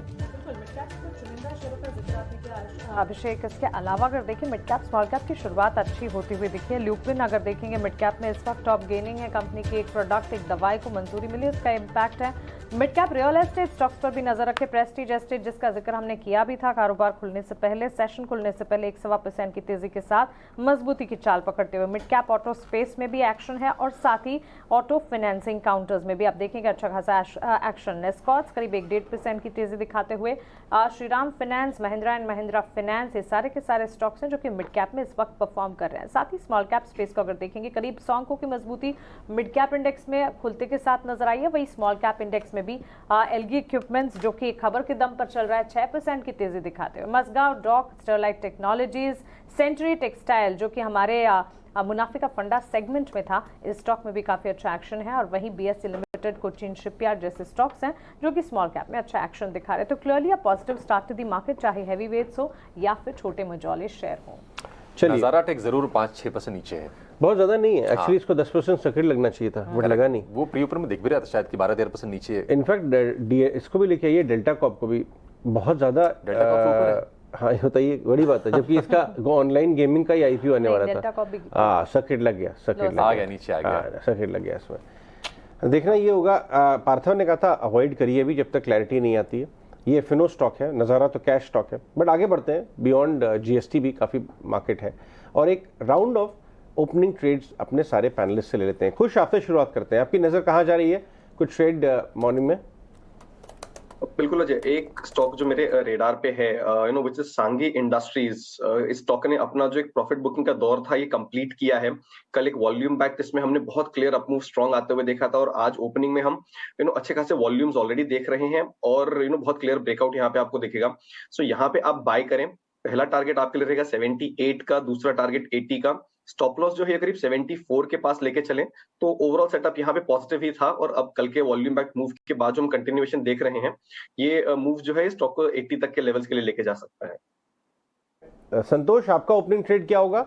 सांगी इंडस्ट्रीज तो सीमेंट का प्ले है, वो भी बरसात के सीजन में आप सीमेंट बता रहे हैं, लेकिन ये एक बाय आउट कैंडिडेट भी तरह से देखा जाता है बाजार में। एनीवे, संतोष आप बताइए आपका ओपनिंग ट्रेड। ये सर जी, हम देख रहे हैं कि पिछले कुछ दिनों से बैंक निफ्टी में प्रेशर जरूर है, लेकिन उसके कॉन्ट्ररी आरबीएल बैंक लगातार अच्छा मोमेंटम दिखा रहा है। आज इसमें एक अच्छा ब्रेकआउट आते नजर आ रहा है।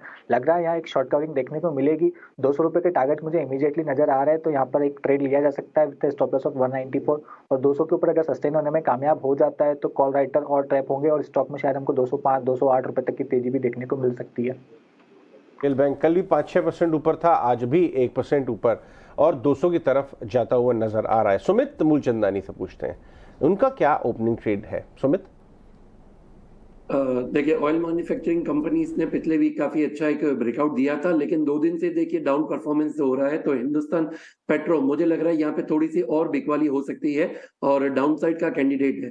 तो मैं एक फ्यूचर लेवल यहाँ पे शेयर करूंगा, 295 296 का करंट मार्केट प्राइस है। आप सेल कीजिए with the stop loss of 301। Target रहेगा 285 एंड 277।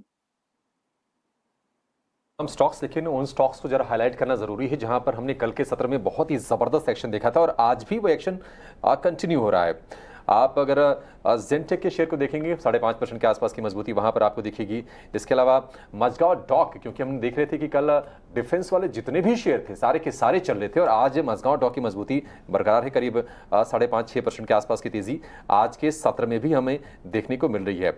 इसके अलावा सीट में भी तेजी है, हमने सीट के शेयर में तेजी देखी है, पहले भी बड़ी तेजी देखी। आज भी 2-2.5% के आसपास की मजबूती पर इसमें शुरुआत हुई है। और इसके अलावा ऑटो और ऑटो इंसिलरी स्पेस से हम जय भारत मारुति के शेयर में एक बढ़िया एक्शन हम देख रहे थे, आज भी वो एक्शन बन रहा है। 5% के आसपास की तेजी इसमें है। पटेल इंजीनियरिंग का भी शेयर कल फोकस में था और क्योंकि इसमें विजय केडिया ने अपनी स्टेक बढ़ाई है, 5% की तेजी इसमें भी हम देख रहे हैं। कुछ इन तमाम स्टॉक्स में कहीं आपको ट्रेडिंग के मौके दिख रहे हैं क्या?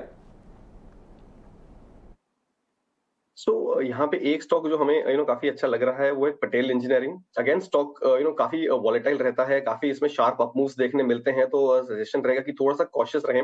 बट ओवरऑल सेटअप जो है इसका काफी पॉजिटिव है। एक आप देखिए 38 के करीब का जो इसका रेजिस्टेंस जोन था, कल उसको क्रॉस किया था, उसके ऊपर सस्टेन हुआ है और आज फिर से वो जो मूव है कंटिन्यू हुई है। सो यहाँ 44 के टारगेट्स के लिए से बाय कर सकते हैं। 39 के करीब जो है आप अपना स्टॉप लॉस लगा के चलें, तो स्ट्रॉन्ग मोमेंटम है, इसको बिल्कुल राइड करके चल सकते हैं।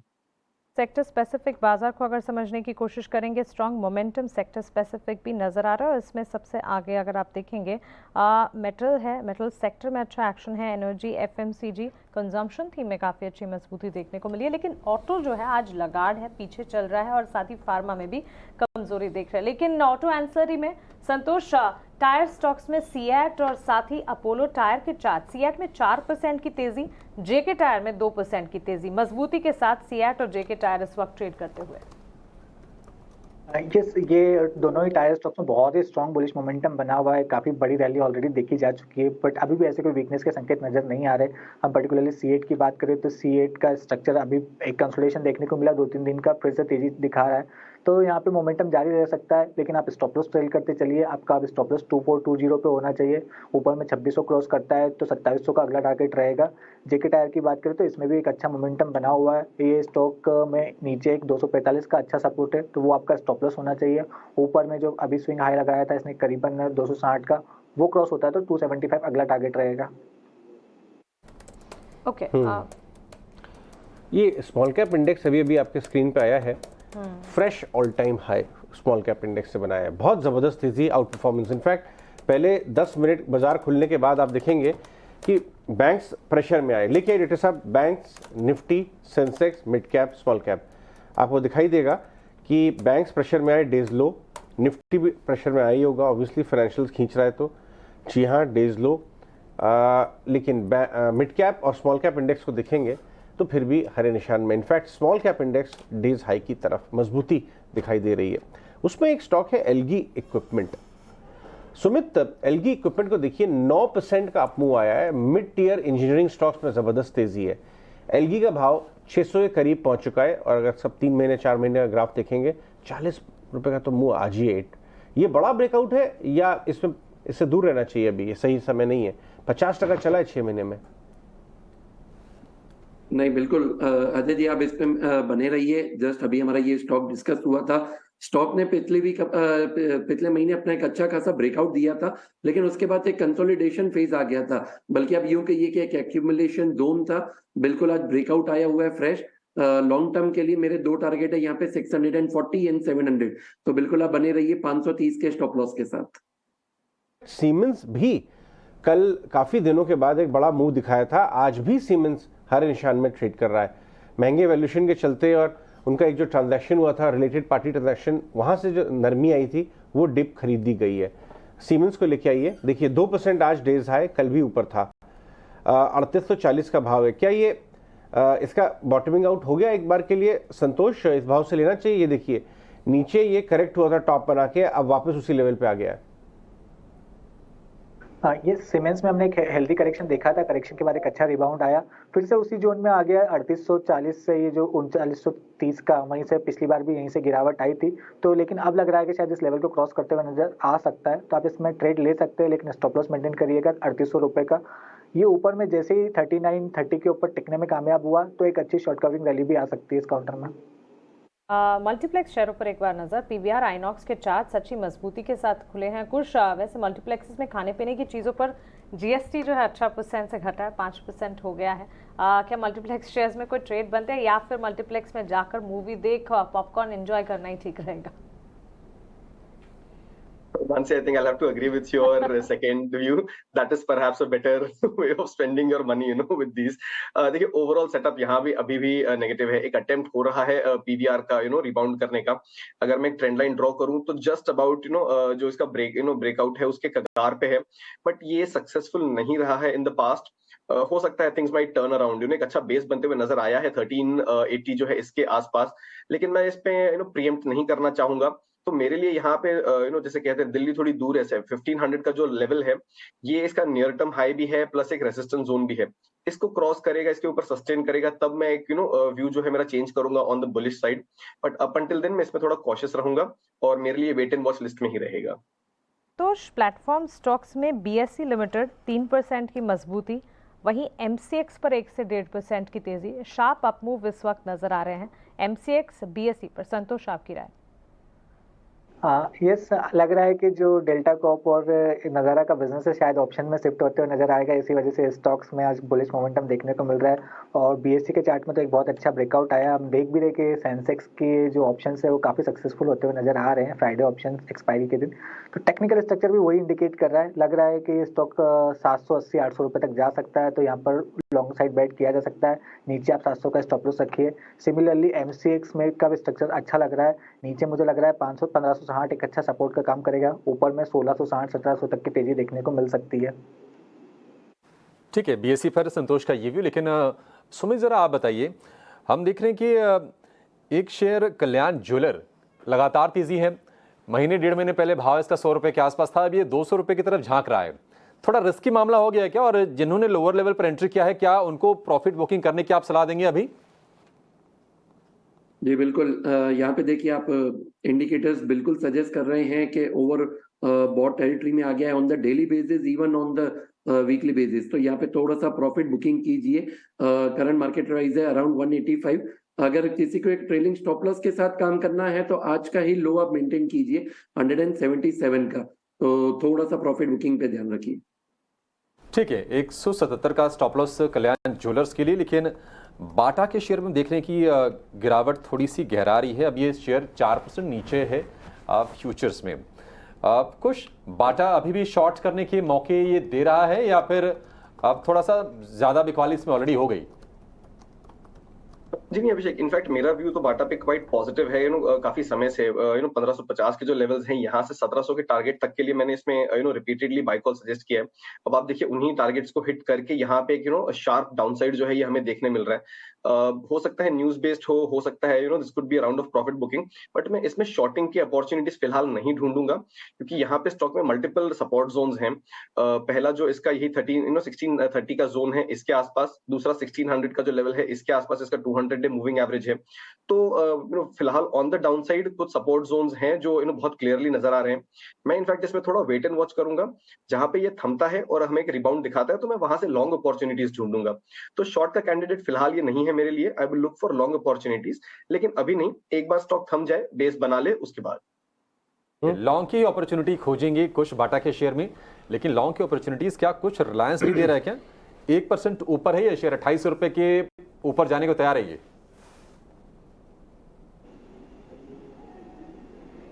कुछ अभिषेक अगेन देखिए, रिलायंस भी एक ऐसा काउंटर है जहां 2500 रुपए से मैं लगातार एक ही चीज कहते आया हूं कि बस इसको बस बाय करते चलिए। अब जो कल का मूव था उसके बाद इसका जो एक अपवर्ड स्लोपिंग चैनल था उसके ऊपर का भी ब्रेकआउट दिया है, तो डेफिनेटली यहाँ पे आपको मोमेंटम बहुत स्ट्रांग दिख रहा है और इसने मार्केट को संभालने का भी बहुत बखूबी काम किया है। अब मेरे लिए थोड़ा सा ओवर हीटिंग के करीब जा रहा है, तो मैं कहूंगा it will not be a bad idea कि अगर आपने हमारी डिस्कशन सुन के इसमें एंट्री ली हो तो थोड़ा सा प्रॉफिट बुक करते चले, या फिर 2760 के जो लेवल्स हैं इसके आसपास एक ट्रेलिंग स्टॉप लॉस बना के खड़े रहे। अब यहाँ पे मेरे लिए बाय ऑन डिप्स हो गया है। सो of course overall trajectory positive है, सारे कहे हुए टारगेट्स अचीव किए हैं, तो यहाँ पे थोड़ा सा वेट करें। यही 2750 2760 के जो जोन्स हैं इसके आसपास आपको थोड़ा मिले तब आप इसमें एक्यूमुलेशन शुरू करिए। ये और ऊपर के लेवल्स दिखाएगा, but I think now it's the time for us to book profits or at least be on the sidelines and wait for dips. ONGC के स्टॉक को लेके आइए। क्रूड प्राइसेस वापस 80 रुपए के आसपास आ गए हैं और ये एक डायरेक्ट प्ले है ऑयल इंडिया, ओएनजीसी और आपका हिंदुस्तान ऑयल एक्सप्लोरेशन जो इसका नॉर्थ ईस्ट के अंदर ऑयल का एक ड्रिलिंग प्ले है। तीनों के स्टॉक को लेके आए डाक्टर साहब और 3-3 महीने के चार्ट भी दिखाइए। संतोष, ऑयल एक्सप्लोरेशन की अगर स्टॉक्स खेलने हो तो कौन सा चार्ट पे मजबूत नजर आ रहा है? क्योंकि अभी 73 वाला क्रूड वापस एक बार को $80 के करीब आ गया है। क्रूड में फिर से एक मोमेंटम देखने को मिल रहा है, जो लेकिन टेक्निकल स्ट्रक्चर देखे तो सबसे स्ट्रॉन्ग मुझे ओएनजीसी का ही नजर आ रहा है। ये एक तैयारी में एक अच्छे ब्रेकआउट की, जो इसका 169 का एक हर्डल है। जैसे ही 169 क्रॉस करेगा मुझे लग रहा है कि इसमें 180 रुपीज तक के टारगेट देखने को मिलेंगे। बीच में बड़ी ब्रोकरेज रिपोर्ट्स भी आई थी जहां पर इसमें 200 रुपए तक के भी टारगेट दिए गए थे, तो मुझे लगता है वो टारगेट आने वाले समय में अचीव होते नजर आएंगे। स्टॉक में धीरे धीरे अपसाइड मोमेंटम पकड़ते हुए दिख रहा है। नीचे 164 एक अच्छे सपोर्ट का काम करेगा। प्रीमियर एक्सप्लोसिव्स के चार्ट को लेके आइए। एक एक्सप्लोसिव मूव आ रहा है, कल भी तेजी का मूव था 6-7%। Explosives, Premier Explosive, metal and mining क्षेत्र में काफ़ी एक्सप्लोसिव, और अब डिफेंस की तरफ भी देख रही है वो कंपनी। सौमित, जरा देखिए इसके चार्ट्स प्रीमियर एक्सप्लोसिव के, ये एक्सप्लोसिव मूव कहाँ लेके जाएगा? 20% लग गया आज भी।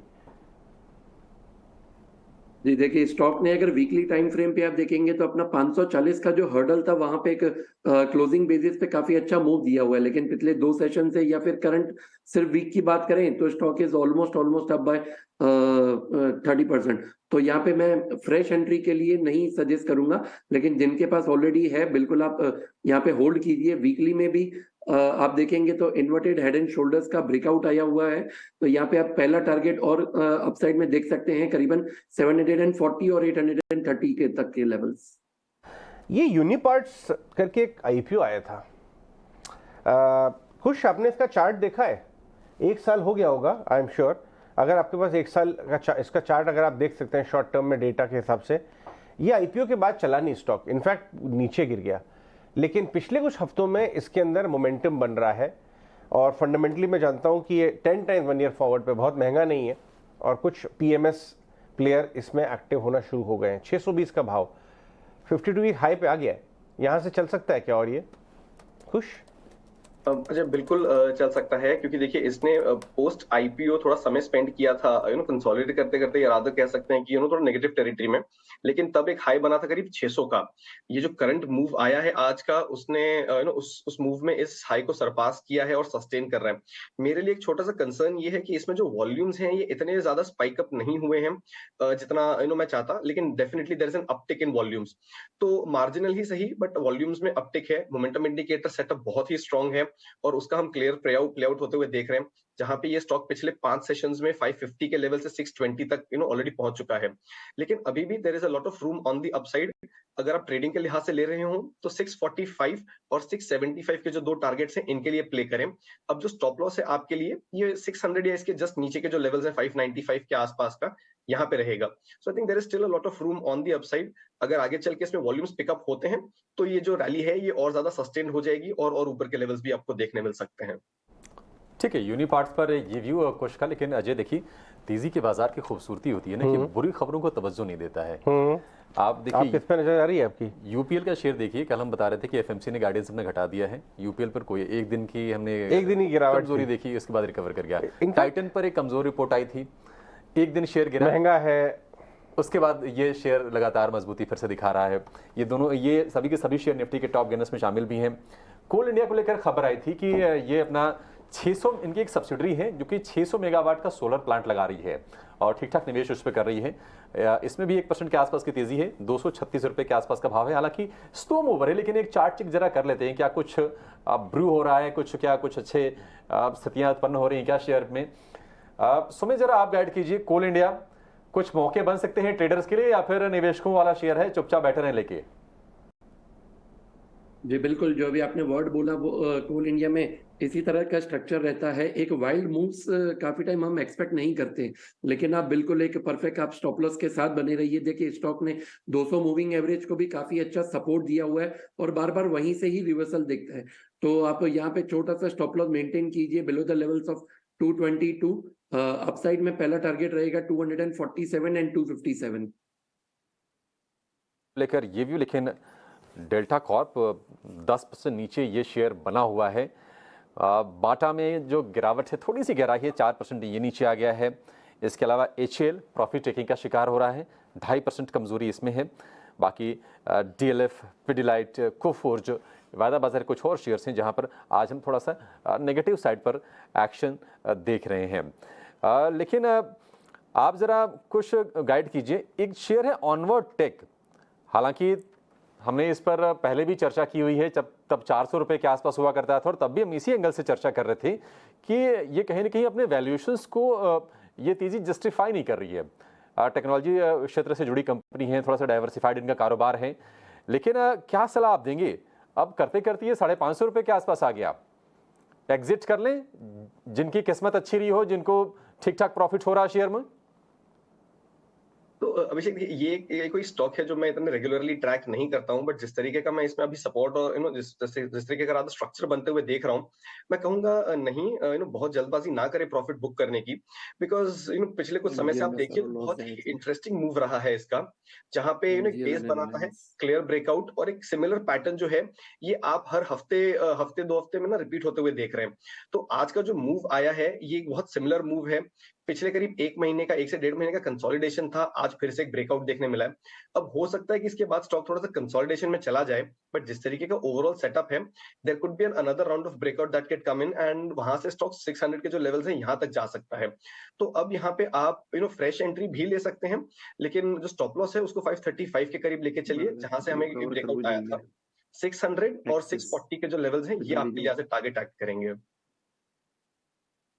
ऑनवर्ड टेक पर ये व्यू, लेकिन जून में म्यूचुअल फंड्स ने क्या खरीदा है, क्या बेचा है, कहां पर अपनी होल्डिंग बढ़ाई है, कहां पर घटाई है, ये सारे के सारे आंकड़े आपके लिए लेकर आए हैं हमारे सहयोगी शरद दुबे। शरद बताइए। जी बिल्कुल, जून के महीने में जो लगभग 8,000 करोड़ जो म्यूचुअल फंड्स ने निवेश किए हैं, और याद रखिए ये सेकेंडरी मार्केट में हुआ है, और जो कुछ सेगमेंट्स है जहाँ पे एडिशन देखने मिले वो इंक्लूड करते हैं हेल्थ केयर, ऑटो और metal space, end of course auto में ऑटो एंसेसरी स्पेस में भी जो एक्विजिशन और एक्यूमुलेशन आई है। एक्सपोजर जहां कम हुई है वो है आपके आईटी, फाइनेंशियल्स और स्टेपल्स, और अगर कैश लेवल्स की बात करें तो ऑलमोस्ट 4.8% आ गया है। ऑफ कोर्स जो लास्ट मंथ था वो 5% के ऊपर था, इसका मतलब अब डिप्लॉयमेंट जो है देखने मिल रही है। अब बात करें लार्ज कैप में, इंपॉर्टेंट बाइज में नाम इंक्लूड करते हैं आपके कोल इंडिया, ओएनजीसी, एचडीएफसी और जेएसपीएल, और जहाँ पे सेलिंग के आंकड़े आ रहे हैं वहाँ पे नाम आ रहे हैं Bharat electronics, HDFC bank, axis bank और टाटा मोटर्स। अगर मिड कैप की बात करें तो इंपॉर्टेंट बाइज में जो है एनएमडीसी आ रहा है, इंडस्टार्स, एनएचपीसी, नाइका और बैंक ऑफ महाराष्ट्र लिस्ट में आ रहे हैं। और अगर सेल की बात करें मिड कैप स्पेस में तो यहाँ पे L&T finance, Indian hotels, federal bank, max health care और बंधन बैंक जैसे स्टॉक्स हैं। अब हमने बात कर ली लार्ज कैप की और मिड कैप की, अब बात करेंगे हम स्मॉल कैप की, और यहाँ पे इंपॉर्टेंट बाइज में जो है आपके पावर इंफ्रा थीम के नेम्स आ रहे हैं, Suzlon energy, T D power system, Kalyan jewellers, Manappuram finance. और वहीं अगर एग्जिट्स की बात करें या सेलिंग तो वहाँ पे India energy exchange, HCC, Equitas small finance bank, rain industries और आरबीएल बैंक जैसे स्टॉक्स हैं। कुछ स्टॉक्स आगे लेके चलते हैं। टीडी पावर का एक नाम आ रहा है, काफ़ी फंड्स ने खरीदारी की है वहाँ पे, और ये स्टॉक्स में कुछ ब्लॉक्स भी हुए थे हाल ही में। आज स्टॉक 2.5% ऊपर है और एक महीने में 180 वाला करीब 250 की तरफ चल गया। इनफैक्ट 6 महीने में तो ये 125 के भाव हुआ करता था। क्या डबल, ऑलमोस्ट डबल हो गया है 6 महीने में। जरा इसका चार्ट चेक करके बताइए कुछ, टीडी पावर किस लेवल पे जा सकता है? लेके बने रहें या एक बार मुनाफा वसूल कर लें? नहीं जब बिल्कुल बने रही है, और जैसे कि आप अक्सर कहते हैं बड़े मीठे मीठे ये स्टॉक ऊपर जा रहा है। हालांकि अगर हम एक टाइम फ्रेम पे देखें, जैसे आपने बताया 6 से 12 महीने में, तो रनअप बहुत स्टुपेंडस दिखेगा, बट कोई बहुत वाइल्ड स्विंग्स वाला इसमें मूव नहीं है। स्लो स्टेडी ग्रेजुअल इसमें एक अप मूव है, and there is nothing on the charts that is suggesting कि आपको यहाँ पे प्रॉफिट बुक करना चाहिए। मैं कहूंगा यहाँ पे आप बिल्कुल इसको राइड करते चले। जो यहाँ पे हमें ऊपर के लेवल्स दिख रहे हैं वो 275 से लेके 295 के जो जोन्स हैं यहाँ तक स्टॉक बिल्कुल जा सकता है। और यहाँ पे जो आप अगर फ्रेश पोजीशन लें तो जो स्टॉप लॉस रहेगा वो 230 के करीब लेके चलें। तो ओवरऑल सेटअप बहुत अच्छा है, almost agnostic of what is happening in the market. Stock अपनी चाल चल रहा है, तो यहाँ पे आप बिल्कुल एक लॉन्ग पोजीशन बना के चलें। एक अच्छा मूव आया था, उसके बाद एक राउंड ऑफ प्रॉफिट बुकिंग के बाद फिर से स्टॉक ने नियर टर्म में अपना अपट्रेंड रिज्यूम किया है। तो डेफिनेटली यहाँ पे आप एक लॉन्ग पोजीशन बनाएं, और अगर है आपके पास ये पोजीशन तो प्रॉफिट बुक करने की जल्दबाजी ना करें। यही 230 235 के जो लेवल्स हमने डिस्कस किए, इनको अपना ट्रेलिंग स्टॉप लॉस बना के इसमें बने रहें। है, ये हो गई टीडी पावर। एक और नाम, कॉन्ट्रा नाम जो मैंने देखा जो ऐड हुआ है काफ़ी फंड्स में, वो है HDFC AMC। जी हाँ, HDFC AMC में एक वर्स्ट हो चुका है, क्योंकि सेबी ने कहा कि हम थोड़े, शायद बाजार को लगा ऐसा कि सेबी एक नरमी का रुख अपना सकता है, और HDFC AMC F&O स्टॉक है, आज भी करीब 1.5% ऊपर है। नीचे से देखिए आप, ये 1500 रुपये का लो बना के 2325। सुमित, आप जरा चेक करके बताएं, HDFC AMC यहाँ से ये बाय बनता है क्या? फंड्स तो ले रहे हैं जी। वैसे लॉन्ग टर्म के लिए आप अगर व्यू रखेंगे तो बिल्कुल बाइंग रहेगा, लेकिन एक छोटा सा यहाँ पे रेजिस्टेंस है जो है करीबन 2350 का।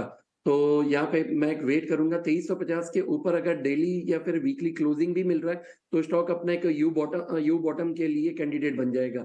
यू बॉटम मतलब पिछला जो हाई था करीबन 3300 के लिए, जिनके पास ऑलरेडी होल्डिंग है आप बने रहिए, स्टॉप लॉस मेंटेन कीजिए यहाँ पे बिलो 2200। यूनिपार्ट सब 6% ऊपर हो गया, क्या तेजी दिखी है, जबरदस्त। अभी अभी बात करते करते बढ़ता चला जा रहा है। आज हमने देख रहे हैं कि पिरामल फार्मा में भी अप मूव है करीब 2% का। अभी अभी एक इनफैक्ट पिरामल फार्मा पे जो रिपोर्ट आई है उसके बारे में हम बात भी करेंगे अपने रिसर्च एनालिस्ट के साथ, लेकिन एक बार चार्ट चेक वापस ले लेते हैं। ये क्या 95 क्रॉस करता है? अगर जो 93 हाफ इसका पुराना हाई था। रेड्डी साहब थोड़ा लंबा चार्ट लेके आइए प्लीज़, तो आपको मालूम चलेगा ये किधर जा रहा है। 200 रुपये से गिरता हुआ आया था, 60 का बॉटम बना के वहाँ से 50% चल चुका है। क्या ये रिकवरी जारी रह सकती है? संतोष। यस, पिरामल फार्मा की बात करें तो एक kind of rounding bottom formation बना रहा है। पुराना अभी जो रिसेंट इसने स्विंग हाई लगाया था वो 97.75 का लगाया था, उसके ऊपर निकलता तो इसमें एक ब्रेकआउट आते दिखेगा और स्टॉक फिर शायद मोमेंटम पकड़ते दिखे और शायद हमको फिर 125 रुपये तक के टारगेट देखने को मिले। नीचे जो 20 डे मूविंग एवरेज का बेस बन रहा है करीबन 89-90 रुपीज़ के आसपास, वो इमीडिएट सपोर्ट का काम करेगा। तो जब तक 90 रुपीज़ के ऊपर ट्रेड कर रहा है व्यू बुलिश रहेगा और जैसे ही 97.75 क्रॉस करता है संभावना बनती है कि शायद 125 के लेवल को भी टेस्ट कर सकता है। और मैं यूनिपार्ट्स पे भी मैं एक कमेंट करना चाहूँगा, मेरी रेडार पे है ये स्टॉक पिछले कई दिनों से, क्योंकि because of the fundamental valuation काफ़ी अट्रैक्टिव है इसके और बिजनेस मॉडल भी काफ़ी स्ट्रॉन्ग है और टेक्निकली आज इसमें बहुत क्लासिकल ब्रेकआउट आया है। तो मुझे लगता है कोई पोर्टफोलियो में रखना चाहता है इस स्पेस से कोई स्टॉक तो ये काफ़ी अच्छा रिटर्न दे सकता है इस साल में। कि अभी अभी सुमित मिलचंदानी का जो टारगेट है सन फार्मा पे हिट हो गया है। एक बार रिविजिट करेंगे आप सुमित सन फार्मा? अजय जी सॉरी, लेकिन सन फार्मा अभी भी है। हमारा जो टारगेट हिट हुआ वो करीबन एलगी इक्विपमेंट से हमने जो टारगेट बताया था वो ऑलमोस्ट टारगेट हिट हो चुका है। गलत सुन लिया आपने, बोला था एलगी इक्विपमेंट, उनको सुनाई दिया सन फार्मा। बिल्कुल एलगी इक्विपमेंट का टारगेट तो हिट हो गया। कुछ और स्टॉक्स के बारे में बात करते हैं। बायोकॉन में भी आज तेजी आ रही है, 260 का भाव हो गया करीब करीब। इसको विजिट जब फार्मा देखिए रहे तो एक बार बायोकॉन भी देख लीजिए सुमित। एक फॉलोअप देना चाहूंगा बायोकॉन में। बायोकॉन हमने रिकमेंड किया हुआ था इन मई फर्स्ट वीक में, उसका टारगेट हमने दिए थे 2 टारगेट, तो फर्स्ट टारगेट यहाँ पे अचीव हो चुका है। अब जिनके पास ऑलरेडी होल्डिंग है मैं बोलूंगा यहाँ पे आप ट्रेलिंग स्टॉप लॉस के साथ यहाँ पे बने रहिए। जो सेकंड टारगेट है वो है 284 और आप छोटा सा यहाँ पे स्टॉप लॉस मेंटेन कीजिए 245 का। आज की सबसे बड़ी खबर, गेमिंग पे काफ़ी बड़ा झटका लगा है। 28% जीएसटी की बात है, वो भी फंड डिप्लॉयड पे, सिर्फ जीते हुए रकम पे नहीं। खैर कुछ स्टॉक्स के ऊपर प्रेशर भी आ रहा है, नज़ारा टेक, डेल्टा कॉप, लेकिन इसका हम विश्लेषण करेंगे, एक एनालिसिस करेंगे कि बिजनेस पे कितना इम्पैक्ट होता है। नितिश मित्र सेन, फाउंडर एंड सीईओ नज़ारा टेक, हमारे साथ बातचीत करने के लिए जुड़ रहे हैं। नितिश जो हैं वो गेमिंग, ऑनलाइन गेमिंग नज़ारा के फाउंडर ही नहीं है, एक बहुत ही पैशनेट है सब्जेक्ट को लेके, और जब सिर्फ बातचीत होती, जब विदेशों में बातचीत होती थी तब से इस कंपनी को बिल्ड करने में लगे हुए। तो ये बता सकते हैं कि ये इंडस्ट्री जा कहाँ रही है। अभी भी थोड़ी देर पहले एन जय कुमार आए थे, नितिश, बहुत शुक्रिया हमसे बात करने के लिए, बाजार के दिग्गज। वो कह रहे हैं कि ये बड़ा गलत हुआ क्योंकि ये इंडस्ट्री टेक ऑफ करने से पहले ही इसको रोक दिया गया। अगर ये पे पुल बैक नहीं हुआ कहीं तो ये फिर एक बहुत बड़ी अपॉर्चुनिटी हमारे देश के लिए, इंडस्ट्री के लिए भी मिस हो जाएगी। शायद इस पर थोड़ा एक मिडिल पाथ अपनाया जा सकता था। आप इस पे बताएं और अपनी कंपनी में क्या इम्पैक्ट आएगा वो भी समझाएं हमें। जरूर, मैं पहले नज़ारा की बात करता हूँ। जैसे आपने बोला, नज़ारा अभी 20 साल से ऑपरेशनल है, एक्चुअली 23 ईयर से ऑपरेशनल है और काफ़ी डाइवर्सिफाइड प्लेटफॉर्म हमने बनाया है। हम काफ़ी अलग गेमिंग सेगमेंट्स में काम करते हैं, काफ़ी जोग्राफीज में काम करते हैं। ऑलमोस्ट हमारा 60% रेवेन्यू इंटरनेशनल रेवेन्यूज़ है, 40% इंडिया से आता है और अलग अलग सेगमेंट्स में और अलग अलग बिजनेस मॉडल्स चलाते हैं। जो skill based real money gaming space है, जिसमें ये कल का अनाउंसमेंट का इम्पैक्ट आएगा, वो हमारे रेवेन्यूज का 5% कंट्रीब्यूटर है पिछले साल FY23 में। सो हमारे लिए इसका इम्पैक्ट काफ़ी मिनिमल है और वो भी हमारी टीम उस पर इवेल्युएट करेगी कि क्या मिटिगेशन स्ट्रेटजीज हम अप्लाई कर सकते हैं। तो मुझे काफ़ी आशा है कि नज़ारा के फाइनेंशियल परफॉर्मेंस में काफ़ी मिनिमल इम्पैक्ट आएगा इस कल के डिसीजन से।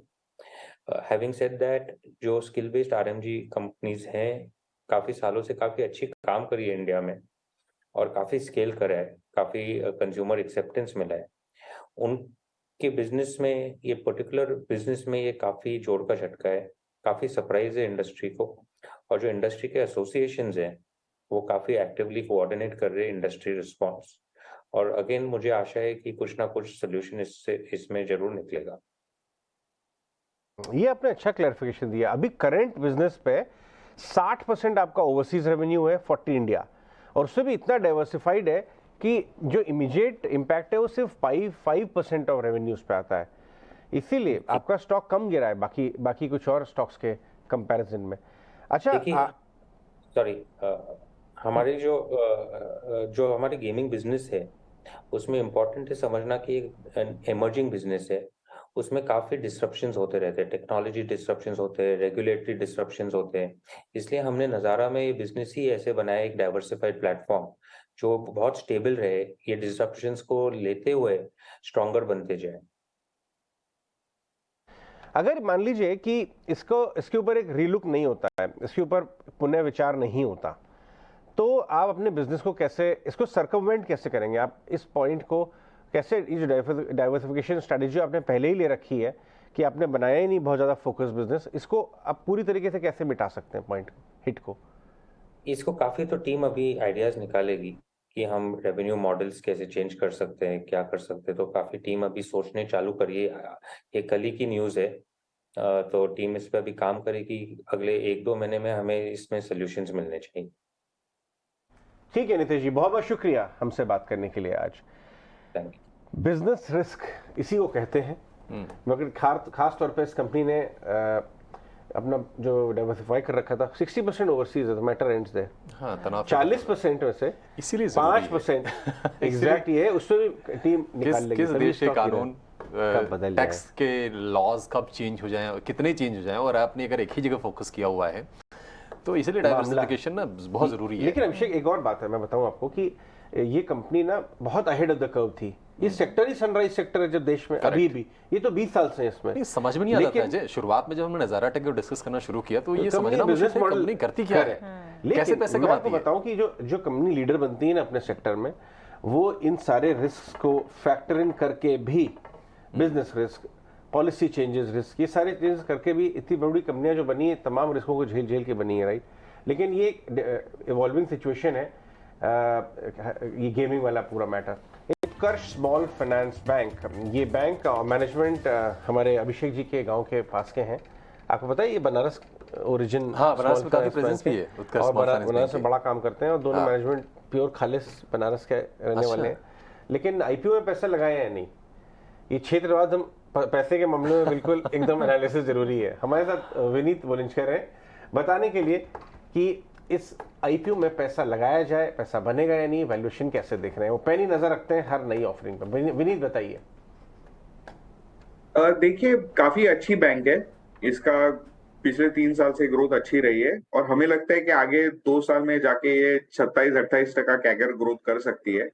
तो हमने इसका अनुमान लगाया कि इसका price at about 2 times book value, क्योंकि इसकी आरओई काफी कंपैरेटिव है विद अदर बैंक्स, आरओई भी काफी कंपैरेटिव है। तो हमें लगता है कि इसका 2 times बुक अगर दे तो इसका 48 to 53 की रेंज में आपको प्राइस मिल सकता है over the next 12 to 18 months। तो हमें लगता है कि ये 25 रुपीज के ईपीएस, 25 रुपीज के आईपीओ में डेफिनेटली सब्सक्राइब करना चाहिए। विनीत जी, एक क्रूशियल चीज ये है कि अगर इसमें पैसे लगाने हैं तो लिस्टिंग गेन के लिए लगाने हैं, लिस्टिंग पर पैसे अपने निकाल लेने हैं, या फिर थोड़ा सा समय देना है, लॉन्ग टर्म प्लेस में निवेशित रहना है, और ये बताइए कि इसमें रिस्क क्या है अगर पैसे लगाएंगे तो? देखिए, ये जैसे मैंने कहा कि काफी अपसाइड है, ऑलमोस्ट 100% अपसाइड आता है, तो आपको 30 रुपीज में भी शेयर मिलता है तो आप ले सकते हो इसको। लेकिन इसमें ये चीज ध्यान में रखनी चाहिए कि इसका माइक्रो फाइनेंस बैंकिंग में काफी बड़ा शेयर है।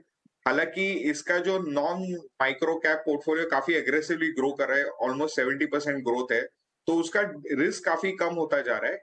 But that is the only one thing that we have to keep in mind. दूसरा चीज क्या है, इनके जो एनपीएस है मतलब जो बैंक रिपोर्ट कर रहा है वो 0.4 है, बट जैसे हम लोग ने कैलकुलेशन की it is coming around two 1.1, तो ये इन लाइन है विद द मार्केट। एंड इसके ऊपर ही अपने को ध्यान देना चाहिए कि आपकी जो एनपीएस है वो काफी अग्रेसिवली बढ़ने नहीं चाहिए, क्योंकि जब भी माइक्रो फाइनेंस बैंकिंग में आपको थोड़ा सा माहौल खराब हो जाता है तो ये पोर्टफोलियो आपका थोड़ा रिस्की हो जाता है, तो इसलिए हमें इसमें उतना बरकरार रहना पड़ेगा। ये रिस्क अपने को कंसिडर करके ही निवेश कर। अविनीत सही कह रहे हैं आप, micro finance banking in fact small finance banking में लिस्टेड प्लेयर्स भी इस वक्त कई सारे हैं और सेक्टर के लिए इजीली इम्पैक्ट कह सकते हो जाता है गवर्नमेंट रेगुलेशंस का, तो वो एक चीज़ है जिस पर नजर रखनी होगी। लेकिन बहरहाल हमारे साथ जुड़ने के लिए, सवालों के जवाब देने के लिए और इस आईपीओ पर अपना टेक का शेयर करने के लिए आपका शुक्रिया। उत्कर्ष स्मॉल फाइनेंस बैंक का आईपीओ आज से खुल रहा है, आपको बता दें फोकस्ड है रूरल और सेमी अर्बन एरियाज में और 23 से 25 रुपये प्रति शेयर आईपीओ प्राइस है। लेकिन चलिए आगे बढ़ते हैं। ऑप्शंस से जोरदार कमाई के मौके भी इतना स्वदेश आपके लिए लेकर आया है, ऑप्शंस के चैंपियन हमारे इस खास सेगमेंट में। और आज इस खास सेगमेंट में हमारे साथ सेंट्रम ब्रोकिंग के नीलेश जैन जुड़ गए हैं, जानते हैं उनकी option strategy. Nilesh good morning, बताइए कौन सा है ऑप्शन का चैंपियन आज आपकी तरफ से? Very good morning to Mansi ji. Mansi देखिए जो स्टॉक हमारे डाट पर आया है वो है सीमेंस। काफी बेहतरीन चार्ट पैटर्न है। यहाँ पे ओपन इंटरेस्ट डेटा काफी इंटरेस्टिंग है, लगभग 10% का ओआई एडिशन यहाँ पे हमें आज के सेशन में देखने को मिला है। एक गैप अप ओपनिंग हमें देखने को मिली थी, एक ब्रेकअवे गैप जिसे हम कहते हैं वो क्लियरली विजिबल है डेली टाइम फ्रेम चार्ट पे। एक major breakout daily time frame chart पे आता हुआ नजर आ रहा है, इसीलिए इस मोमेंटम को प्ले करने के लिए 3900 का कॉल उसे खरीद के चलने की सलाह होगी। 80 से 85 की रेंज होगी जहाँ पे खरीदारी करनी चाहिए। 61 रुपीज का स्टॉप लॉस होगा और अपसाइड में 115 और 140 के दो टारगेट होंगे। अब यहाँ पे अगर हम रुपीज टर्म में देखें तो मैक्सिमम लॉस जो है वो है 6600 का और अपसाइड पोटेंशियल है 15100 की। तो सीमेंस में हम अंडरलाइन में 3900 के पार का मूव हम एक्सपेक्ट करके चल रहे हैं। 3950 तक के लेवल्स हमें अंडरलाइन में देखने को मिल सकते हैं। ओवरऑल काफी बेहतरीन चार्ट पैटर्न है, फिर से fresh all time high levels की ओर बढ़ता हुआ नजर आ रहा है, इसीलिए यहाँ पे 3900 का कॉल ऑप्शन लॉन्ग करने की सलाह होगी। शुक्रिया आपका। ये ऑप्शन की स्ट्रैटेजी सीमेंस यहाँ पर आप देख रहे हैं नीलेश की तरफ से जो स्ट्रैटेजी, टारगेट, स्टॉप लॉस और टाइम फ्रेम भी आपके स्क्रीन पर। नीलेश आपका शुक्रिया हमारे साथ जुड़ने के लिए। लेकिन चलिए इस वक्त बाजार में मेजर कंट्रीब्यूटर्स कौन से स्टॉक्स है जो कि मार्केट के मूव्स को काफ़ी हद तक इम्पैक्ट कर रहे हैं, उस पर नज़र डालते हैं। इस वक्त अगर आप देखेंगे रिलायंस सबसे आगे है, इसके ठीक पीछे HDFC बैंक, कोटक बैंक और ONG जैसे काउंटर्स हैं। संतोष आपकी तरफ से कोई ट्रेड इस वक्त मार्केट की करंट सिचुएशन पर?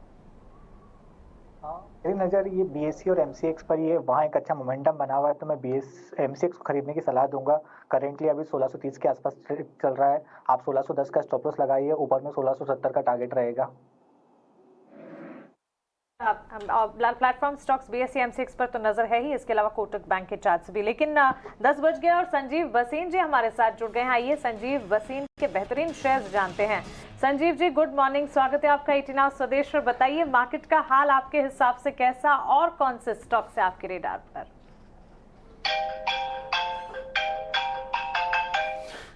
गुड मॉर्निंग मानसी जी। मार्केट का हाल तो बहुत बढ़िया है, आप देख ही रहे हैं, we are hitting new highs और कोई दो राय नहीं। I think HDFC will lead from the front. मैंने आपको पिछली बारी ग्लेनमार्क, GMR और ये 2-3 शेयर कहे थे जो काफी अच्छे परफॉर्म किए हैं। अभी मार्केट डेफिनेटली ओवरबॉट है, बट उसमें buying momentum, missed out feeling इतनी लार्ज है both by mutual funds and foreigners that you can see the effect of how left out they are. So at this time I have 3-4 buys if you say, मैं आप कहें तो मैं शुरू करूं। संजीव जी बताइए।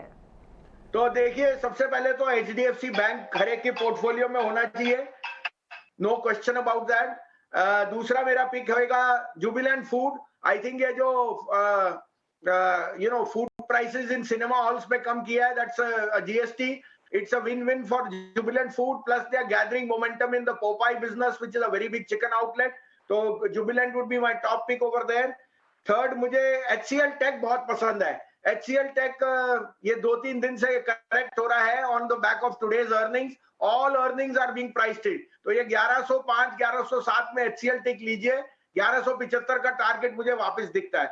And last but not least मुझे Chambal fertiliser बहुत पसंद है। देखिए Chambal will be a no-brainer as the monsoon plays out because kharif से पहले सबसे ज्यादा सोइंग उसी में होती है। मैं दो और नाम कहूंगा, पिरामल फार्मा, केम्प्लास सानमार और जुबिलेंट इंग्रीविया। ये तीन शेयर मुझे बहुत पसंद भी हैं और मैंने लास्ट टाइम भी कहे थे।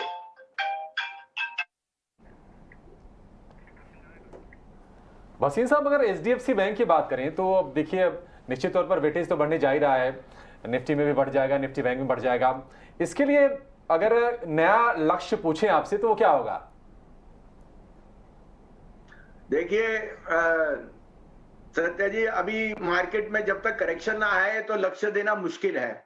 ये 19,800 चले जाए, 20,000 चले जाए, कोई बड़ी बात नहीं है, लेकिन अभी बहुत फ्रॉथ है। You must be careful. देखिए आज फेड की इन्फ्लेशन नंबर है, फेड की पॉलिसीज पे हिंज करती है, और जैसे आपने देखा bond yields have gone up in the US, तो थोड़ा सा आपको चेतावनी रखनी चाहिए that we can not have such a big party without a correction, and I would say correction के बाद you will again start to see. But जैसे मैंने आपको पहले भी कहा था जब 17,000 था कि 21,000 इस साल में आएगा, अभी इतनी जल्दी आएगा ये मुझे भी अनुमान नहीं था, लेकिन 21,000 on the index, on the back of earnings, on the back के inflation will be much lower और interest rate sooner rather than later will start to peak out. Sanjeev ji, बहुत शुक्रिया आपका हमारे साथ जुड़ने के लिए, अपनी कॉल्स और बाजार पर अपना नजरिया हमारे साथ शेयर करने के लिए।